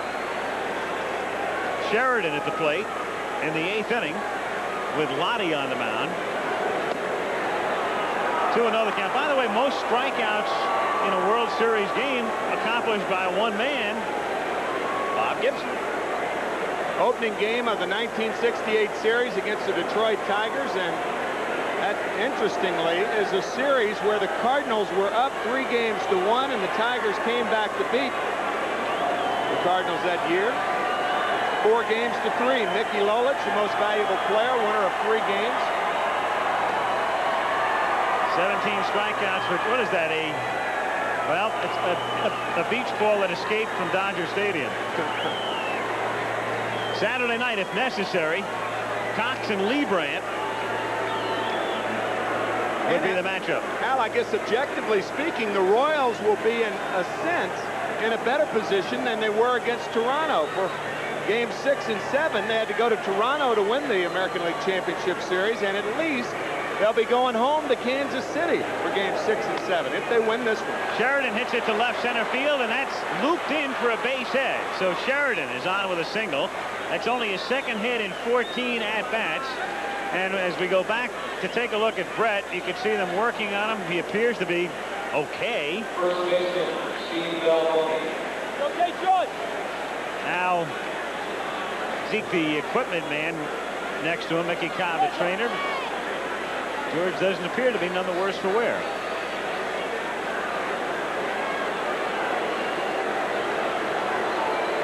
Here's Balboni. And he hits it into left field for a base hit. So the Royals, and it's juggled there by Landrum, but no further advance by Sheridan at second. 2 on and nobody out. And Sundberg is the batter. Overhead view of the base hit by Balboni. Looks like Lottie's a little bit rusty, but then again, when you're trailing, obviously you do not want to go with a pitcher till he gets out. But if you're Whitey Herzog, you're looking to get your guys a little bit of work, so they will be ready for Game 6. Not bad to have your whole bullpen get an inning or two. Cardinals guard against the bunt, but this is an interesting call for Hauser because you got Biancalana, and I know he's been hot, but do you bunt Sundberg and have second and third and Biancalana the pitcher up, or just what? In any event, as you look at the defense, that's how they're aligned. And he's up there to swing away on the first 2 pitches, and it's 1-1. I don't think you bunt. I think we saw Jim Sundberg last night. Base hit to right field off Tudor. Pitched a shutout. Also hit a line drive. He can't hit the ball the other way. I'd rather have him try to advance the runners and maybe create a situation where you might score some runs right now. Otherwise, I think you're going to take the bat right out of Biancalana's hands. 1-2 the count. In the bullpen, meanwhile, Ken Daly is throwing. On the other side of the coin, as you see Daly, the left-hander, Jeff Lottie led all National League relievers in double play ground balls. And Sundberg does not run well. 2-2. That's a good point you make, too, Tim, because Lottie and Worrell both serve the role of closers, so Herzog knows if he wants the heat. I mean, Worrell was the classic example tonight. If he wants the grounder, this is your man.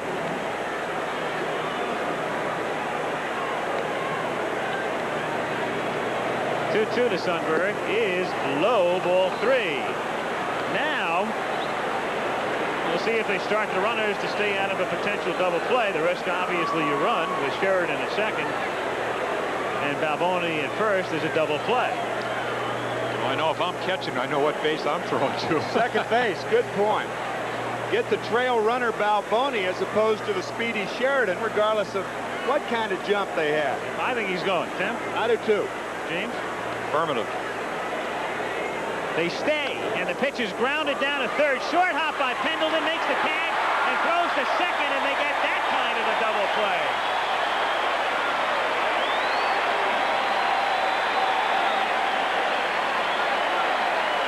And Hauser, if he could do it again, would send the runners. There's really no sense in not sending the runners. You're 3 games up, and it seems like both are 3 runs up.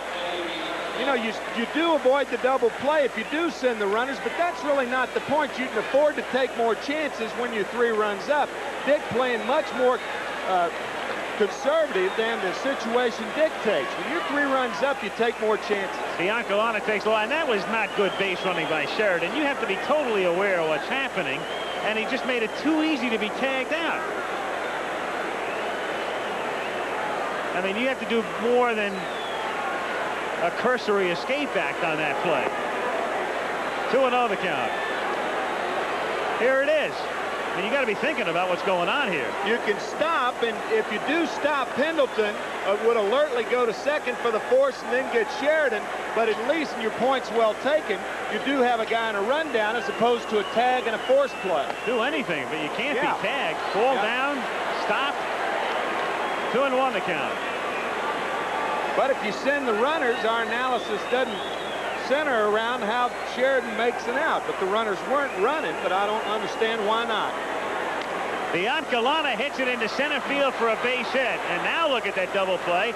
And now Hauser has to send Jackson up to hit with first and second and 2 out. So in the inning, you got 3 singles and a double play, 5-4. And you're really squandering a pretty good little opportunity here to again break the game open, which they missed out on in the 4th inning when White struck out. So even though they have a 3-run lead, it could be a lot more. Jackson at the plate. 0-1.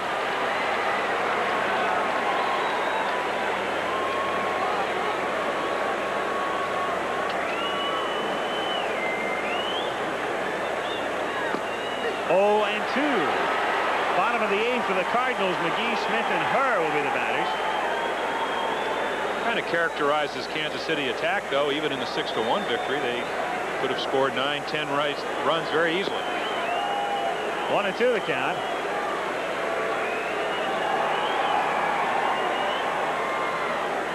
Jackson has struck out 3 times tonight. 5 consecutive strikeouts in the series, so he too goes into the record books with a K here. And he shatters his bat, bounces it behind second. Ozzie Smith comes up throwing, and it gets by Clark. If you can believe that, 1 run will score, and stopping at third is Biancalana. And of all things, Ozzie Smith throws one away. Boy, has this been a crazy inning. It's 5-1. Well, this may go as a base hit and no RBI for Danny Jackson. Ozzie throws it short, a little in between hop. That's a tough play for Clark. He had to throw it over her, too. That's right. But if he does get a base hit on that, it'll only be the 2nd hit for the American League pitchers since the pitchers have had to bat. The other one by Tim Stoddard back in 1979. And it scored as an error, so Stoddard, you're still alone. Scratch that one, huh? E6 as Lonnie Smith fouls it back. So 4 of the 5 Royals have reached in the inning. And it takes all 4 to produce a run. Runners at first and third. Smith has been aboard 3 times tonight. 2 for 3.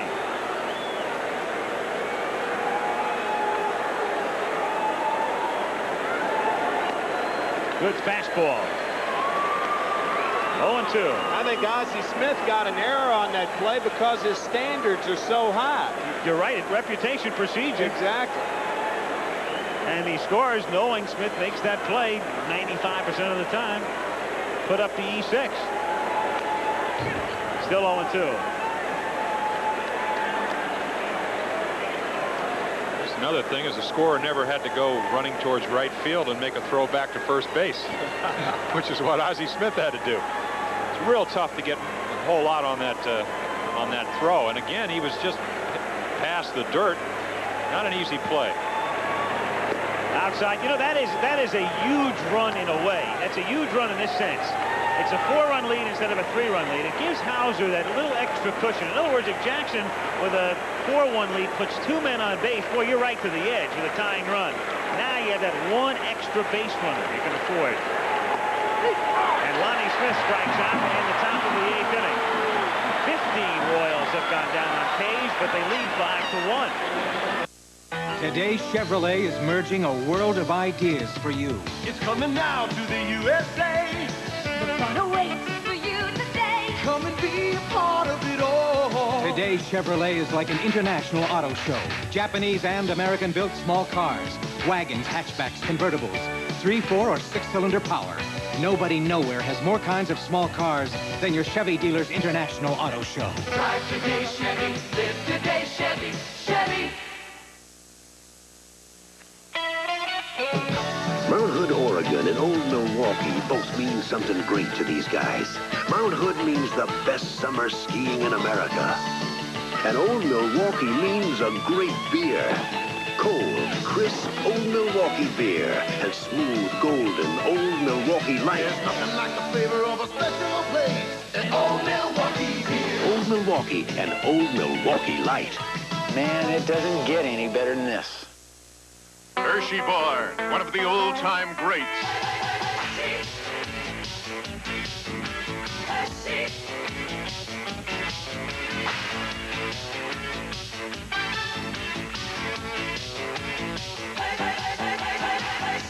When you want pure milk chocolate, with or without almonds, nothing but a Hershey bar will do.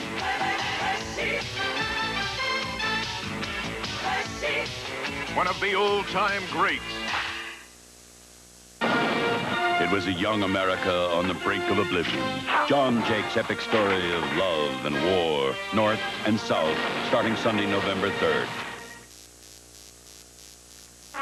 This ABC Sports exclusive presentation of the 1985 World Series is being brought to you by Stroh's and Stroh Light. Now you're talking good times, and Stroh's is spoken here.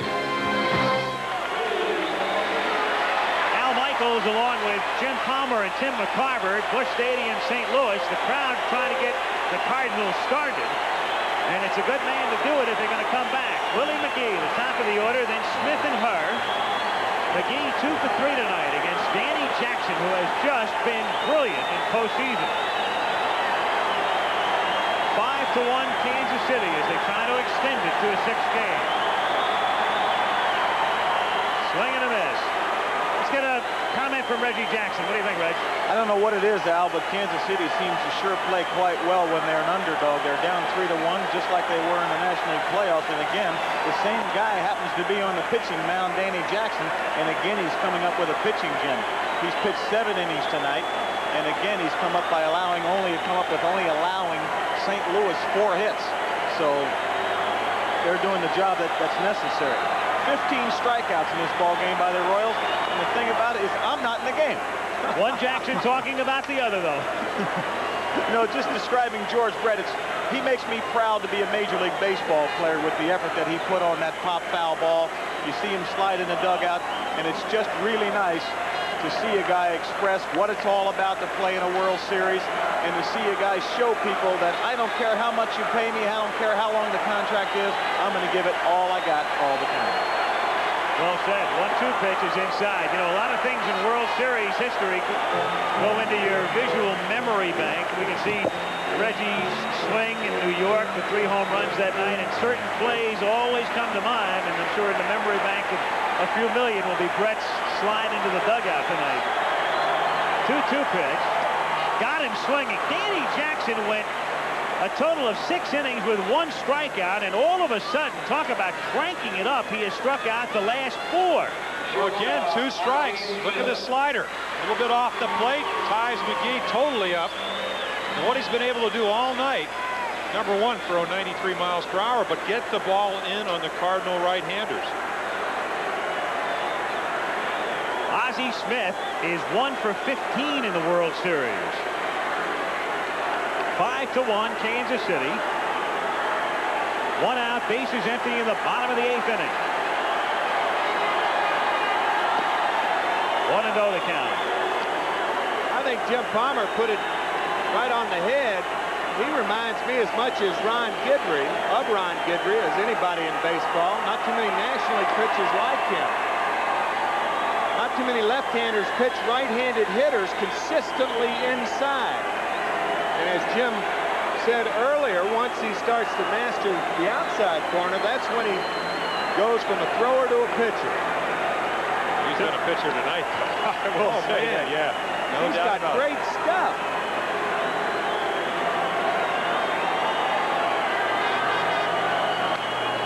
In the air to center field. Wilson was playing shallow, and he goes back, and remember 54?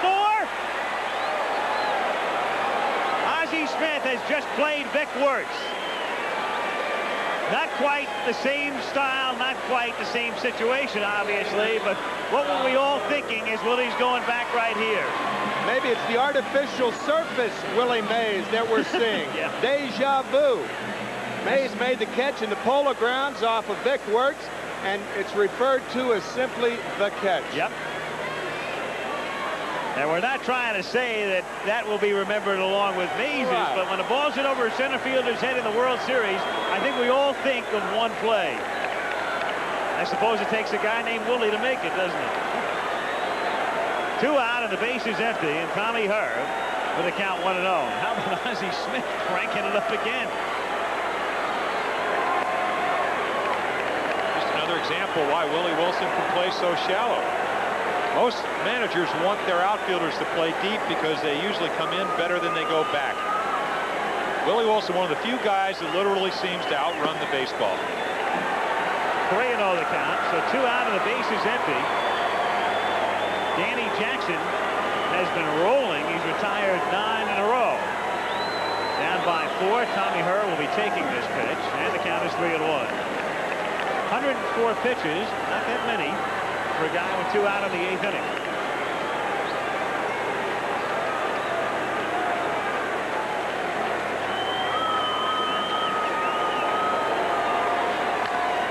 Down to short, Biancalana retires her. 10 straight set down, and we're 3 outs away from heading west. 5-1 onto the ninth. Now, another way to spell relief. Use sodium-free Rolaids. Like regular Rolaids, it consumes all the acid required to bring millions 100% relief. Plus, it's rich in calcium. Regular Rolaids and use sodium-free Rolaids for 100% relief.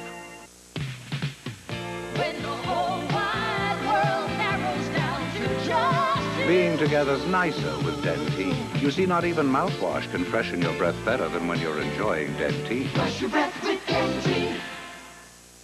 Presenting the Honda Fortrax.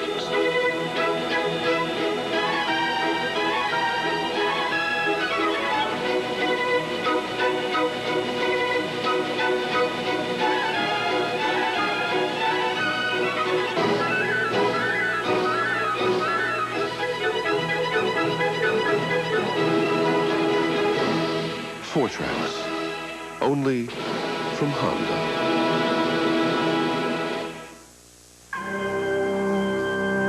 Until this time, until this tape, you've never seen color this bold.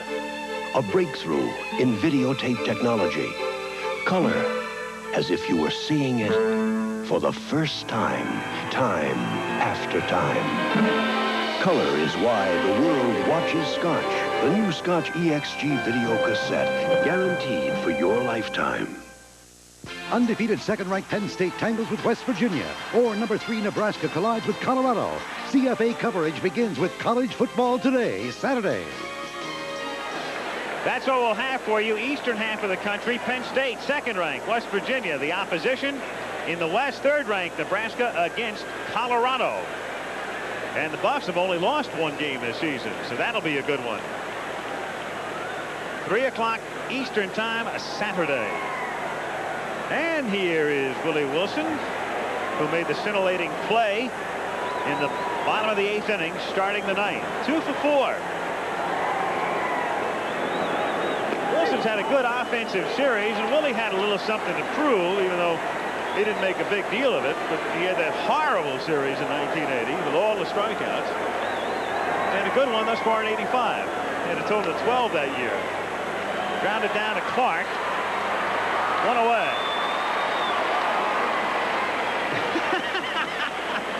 Well, it'll be tough to get over that barbed wire. That might have a flip side. Only kidding. Here is Brett. 0 for 3 tonight. And they walked him intentionally in his other appearance.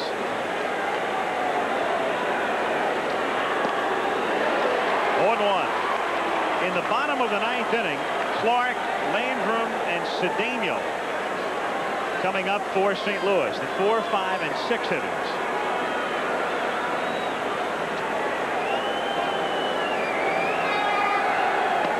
Inside.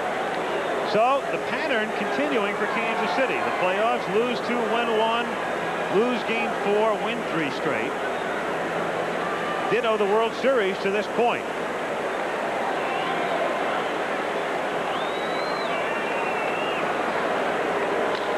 Grounded into right field for a base hit. So maybe some concern about his vision as they applied that fluid early on, but he appeared to see that one, even though he is blinking as he reaches first base. Try to throw the ball by him, up and in. Not that easy to do. George a little bit too quick, just wraps it into right field. Now White, who had a great third game here on Tuesday night. Tonight he has grounded out and then struck out 3 times. His ground out, though, did produce a run in the first inning, getting Lonnie home from third. 0-1. From an offensive standpoint, when you go back to that third game, George Brett got on base 5 times tonight, 1 for 4. You still have 5 runs on the board. If you do go on to win, it's got to give your offense a boost to know that you scored at least 5 runs and George didn't have a lot to do with it. 0-2 the count. Tim, I look at Jeff Lottie and I see that you really can see why maybe in 22 save situations came up with 19 saves. Looks like he's got the excellent slider, keeps the ball down. You talked about leading the National League in double play grounders. Yeah, a lot of the Cardinal pitchers are not alike. They used to have 4 starters here back in the late 70s, and they all threw things almost alike. That's grounded. Great stop by Pendleton. The second one. The first, not in time. And Terry's been quiet for a couple of games defensively, but that brings back a few memories of the way he's played in postseason. Terry Pendleton quietly having himself quite a World Series.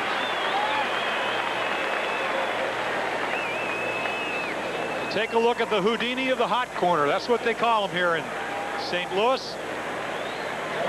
Can't make much better a play. No chance for the double play with White's speed. You can't play third base on AstroTurf without good reflexes. You talked about that in game 2. There's a perfect example. I remember when Dick Allen made, I guess they moved him to third base, and he said that's all it is down there. It's reflexes. That hitting about 34 home runs a year. Here is Sheridan.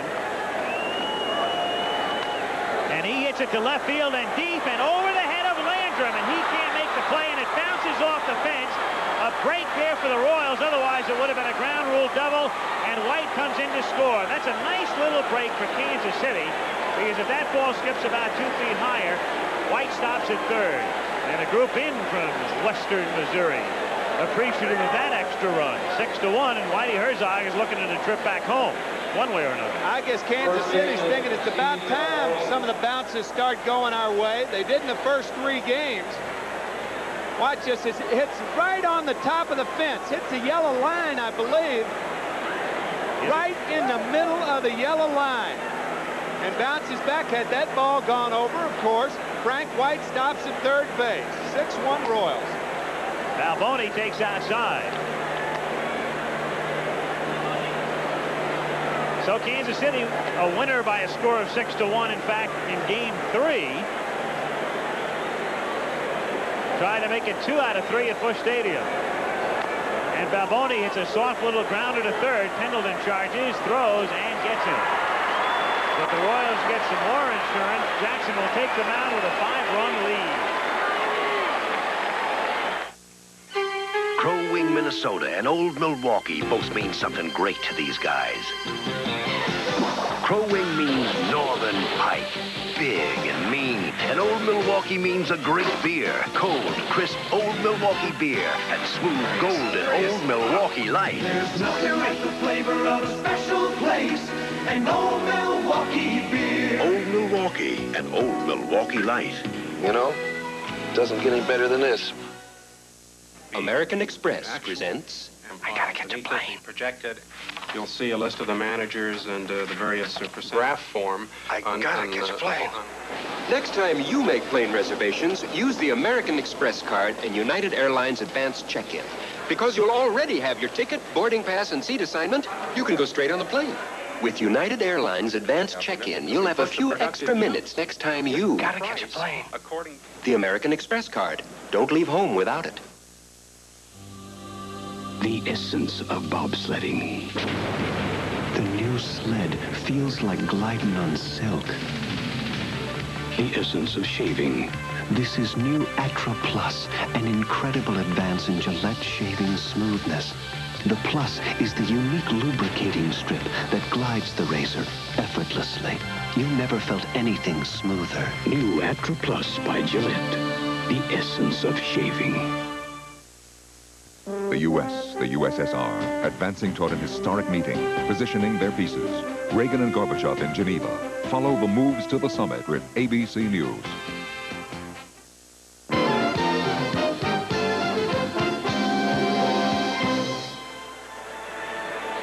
Coming up tonight on Nightline, President Reagan's UN address. He talks about a new commitment and a fresh start on peace, but is Russia hearing that message? The Soviet journalist talks about it tonight on Nightline, immediately following your late local news. Well, they're going to take Brett out and put Greg Pryor in at third base. It's his first appearance in the World Series. There's George, still in the dugout. So the Royals defensively, with Brett still blinking and now closing his eyes, and that appears to be the after effects of that slide into the dugout. Casey defensively with Jackson and Sundberg, the infield of Balboni, White, Biancalana, and Pryor. The outfield of Lynn Jones in left, Willie Wilson in center, Pat Sheridan in right. So now it's Clark in the bottom of the ninth inning. Outside.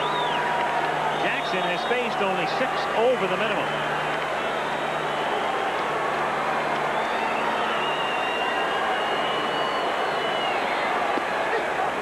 One and one. We are seeing our third straight virtuoso performance by pitchers. Saberhagen on Tuesday night, last night, John Tudor, Danny Jackson tonight. Hard to be much better than the last 3 we've seen. They'll test Pryor early, and he throws him out.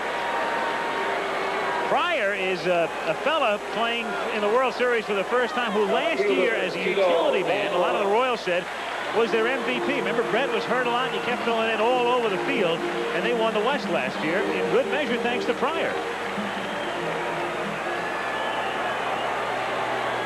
Jackson has retired 11 in a row. This is very reminiscent of his performance in Game 5 of the playoffs. Landrum on a check swing, fouling it at the plate. He got very strong at the end, too, against Toronto. Remember, he got into trouble in the 6th inning at the bases loaded and 2 out in Game 5, and he got Ernie Witt to ground out, and he retired the side in order the rest of the way, so he retired the last 10 in that game. Here, the only trouble he had was early, up high. That is Danny Jackson's wife, Jody. Her husband respond to the pressure with it back to the wall. Swing and a miss, and the count 1-2 with Cedeno on deck. Boy, if you're Hauser, and there's Cesar, Saberhagen, Jackson, little chopper toward third. This is going to be a tough play, and no play. Pryor had no chance, and so Landrum squibs a single. First time Tito's been on tonight. First Cardinal base runner since the 6th inning when Smith got on Brett Sheridan. And a base hit all the way for Tito Landrum. He runs well. And Greg Pryor does the best he can. You know, realistically, Al, when the Kansas City Royals came in here to Busch Stadium, they realized that the Cardinals have not been swept in a series this year at Busch Stadium. So realistically, they've won 2 of 3. You really can't expect much better than that. Of course, a pivotal game right now, Game 2, when Lebrand had the bases loaded with 2 out, Pendleton up, and he hit the double in Kansas City the other night. But realistically, they've done as well as they could in this ballpark. 2 out of 3 at least send it home. And now, all of a sudden, after that infield single, the gregariousness and ebullience that Jackson's wife exhibited just a few moments ago turns around. Well, obviously she's seen some other games because you just don't know what's going to happen. Well, a 5-run lead, and I'll tell you one thing, he's not going to be in there when any tying run gets to the plate. Well, as that graphic showed last night, no team in the history of the World Series down by 3 or more runs has ever come back. Cardinals are down by 5. 1-0 is up high. The Royals are able to play their infield at normal depth. They're just conceding a base to Landrum if he wants it. As you can see, they're not going to hold him on. There's a point to be made is when you look at Charlie Lebrand. Of course, he gets in the 9th inning. He's got a 2-hitter going. Ends up losing 4-2. So you never know what might happen. Well, Jackson tonight has walked 2. He has struck out 5, and 4 of them came in succession. And in the bullpen, they stir around, and the quiz gets up. There's Dan. Fouled away, and the count 2 balls and 2 strikes.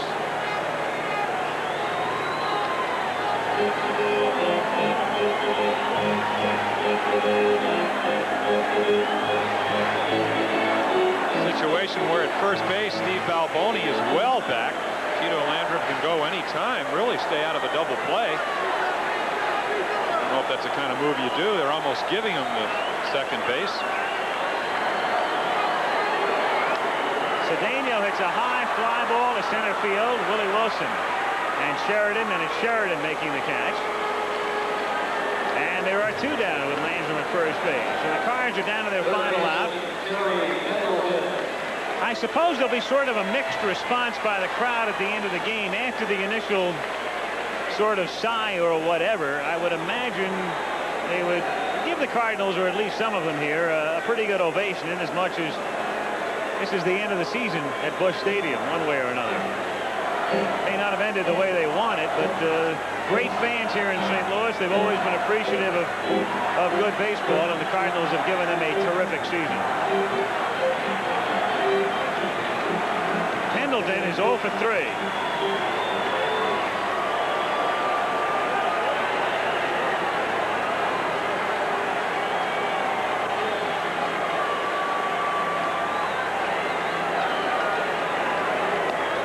One and 0 the count.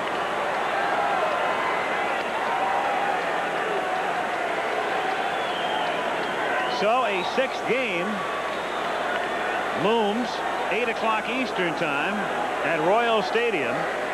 And then, as we say, if you go to a 7th, you've got Tudor and Saberhagen.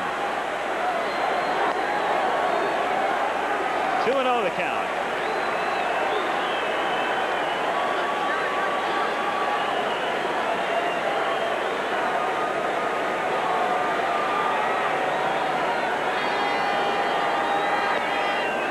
Now 3-0 with Nieto on deck.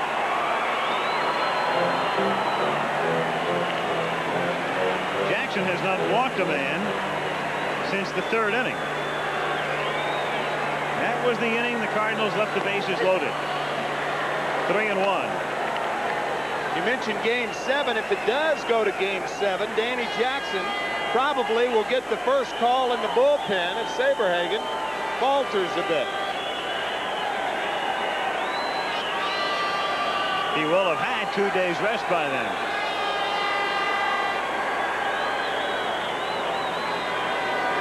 Landrum at first base. 3-1 the count.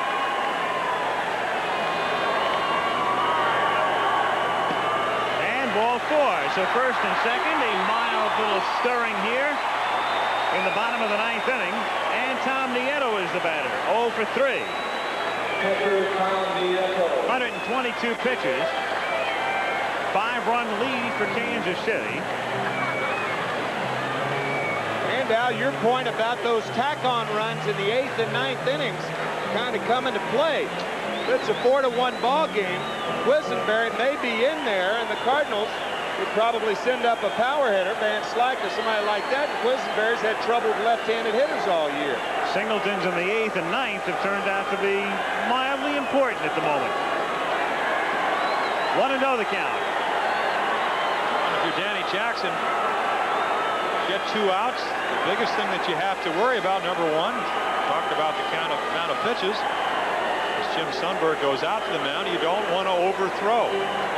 It's a situation you try to put yourself in all night. When you get there, Game of 27 outs, we've talked about that before. You have a tendency maybe to get a little bit outside yourself, and instead of pitching, you start throwing.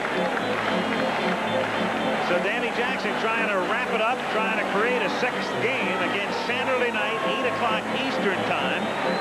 The starting time for Game 6.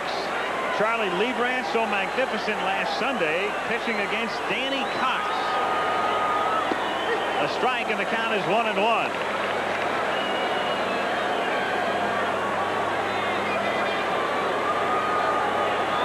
1 ball and 1 strike to count. That's grounded down to short. Biancalana goes to White, and Kansas City, here we come again.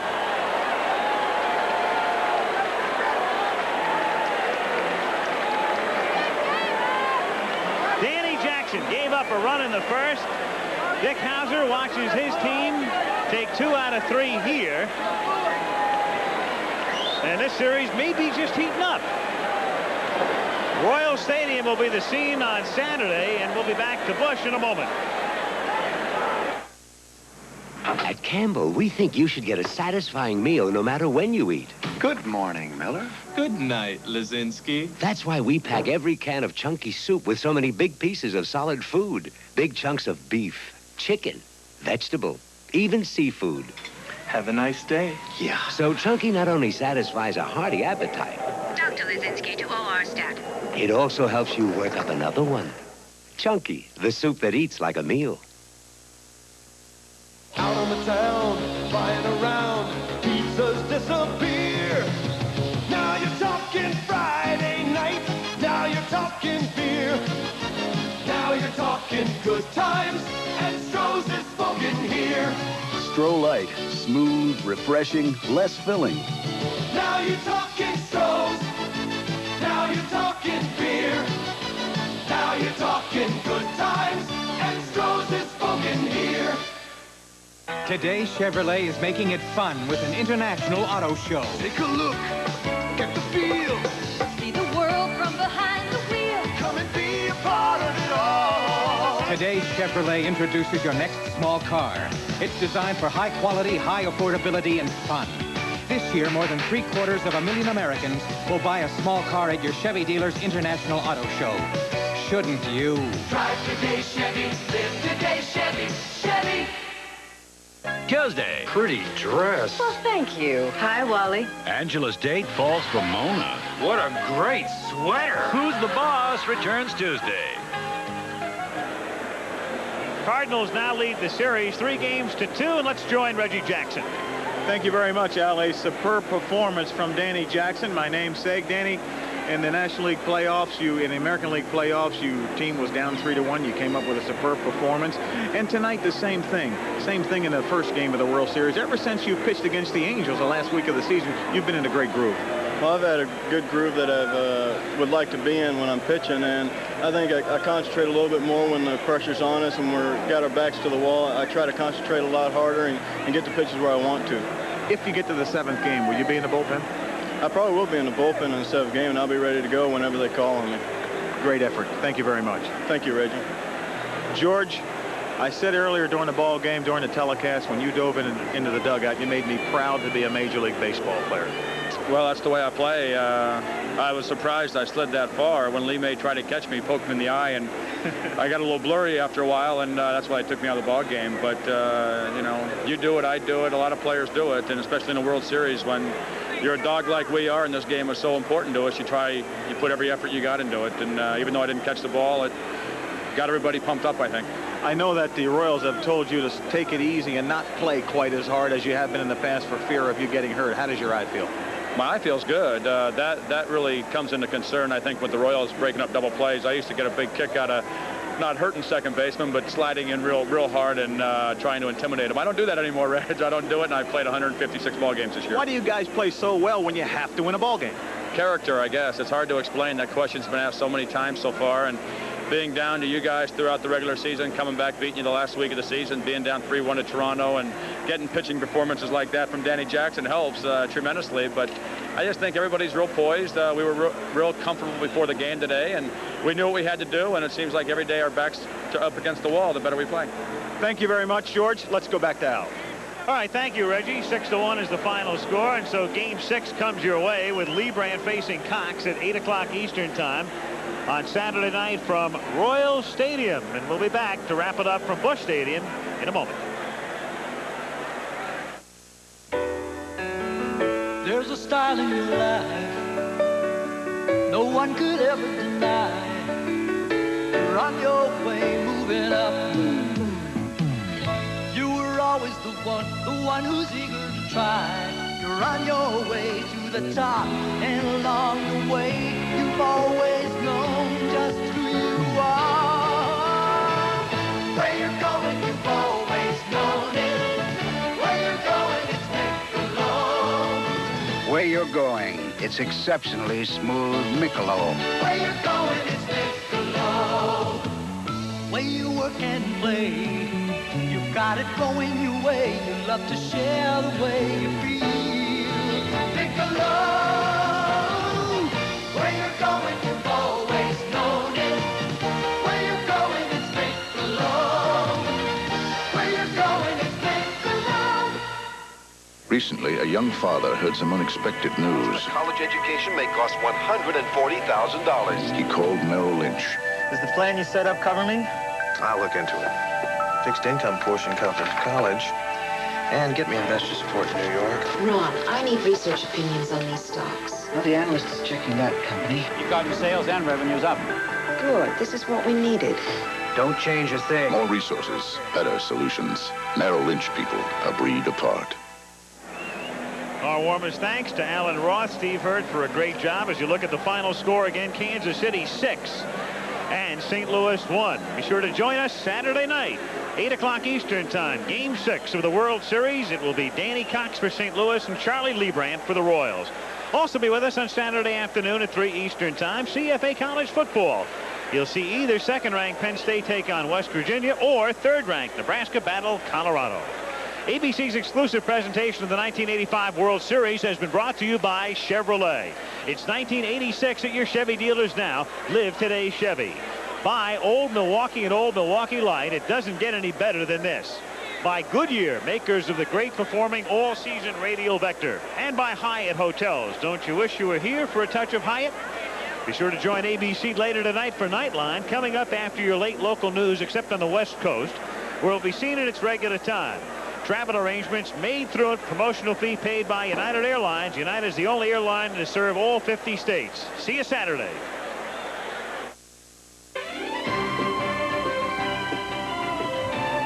This has been a presentation of ABC Sports, recognized around the world as the leader in sports television.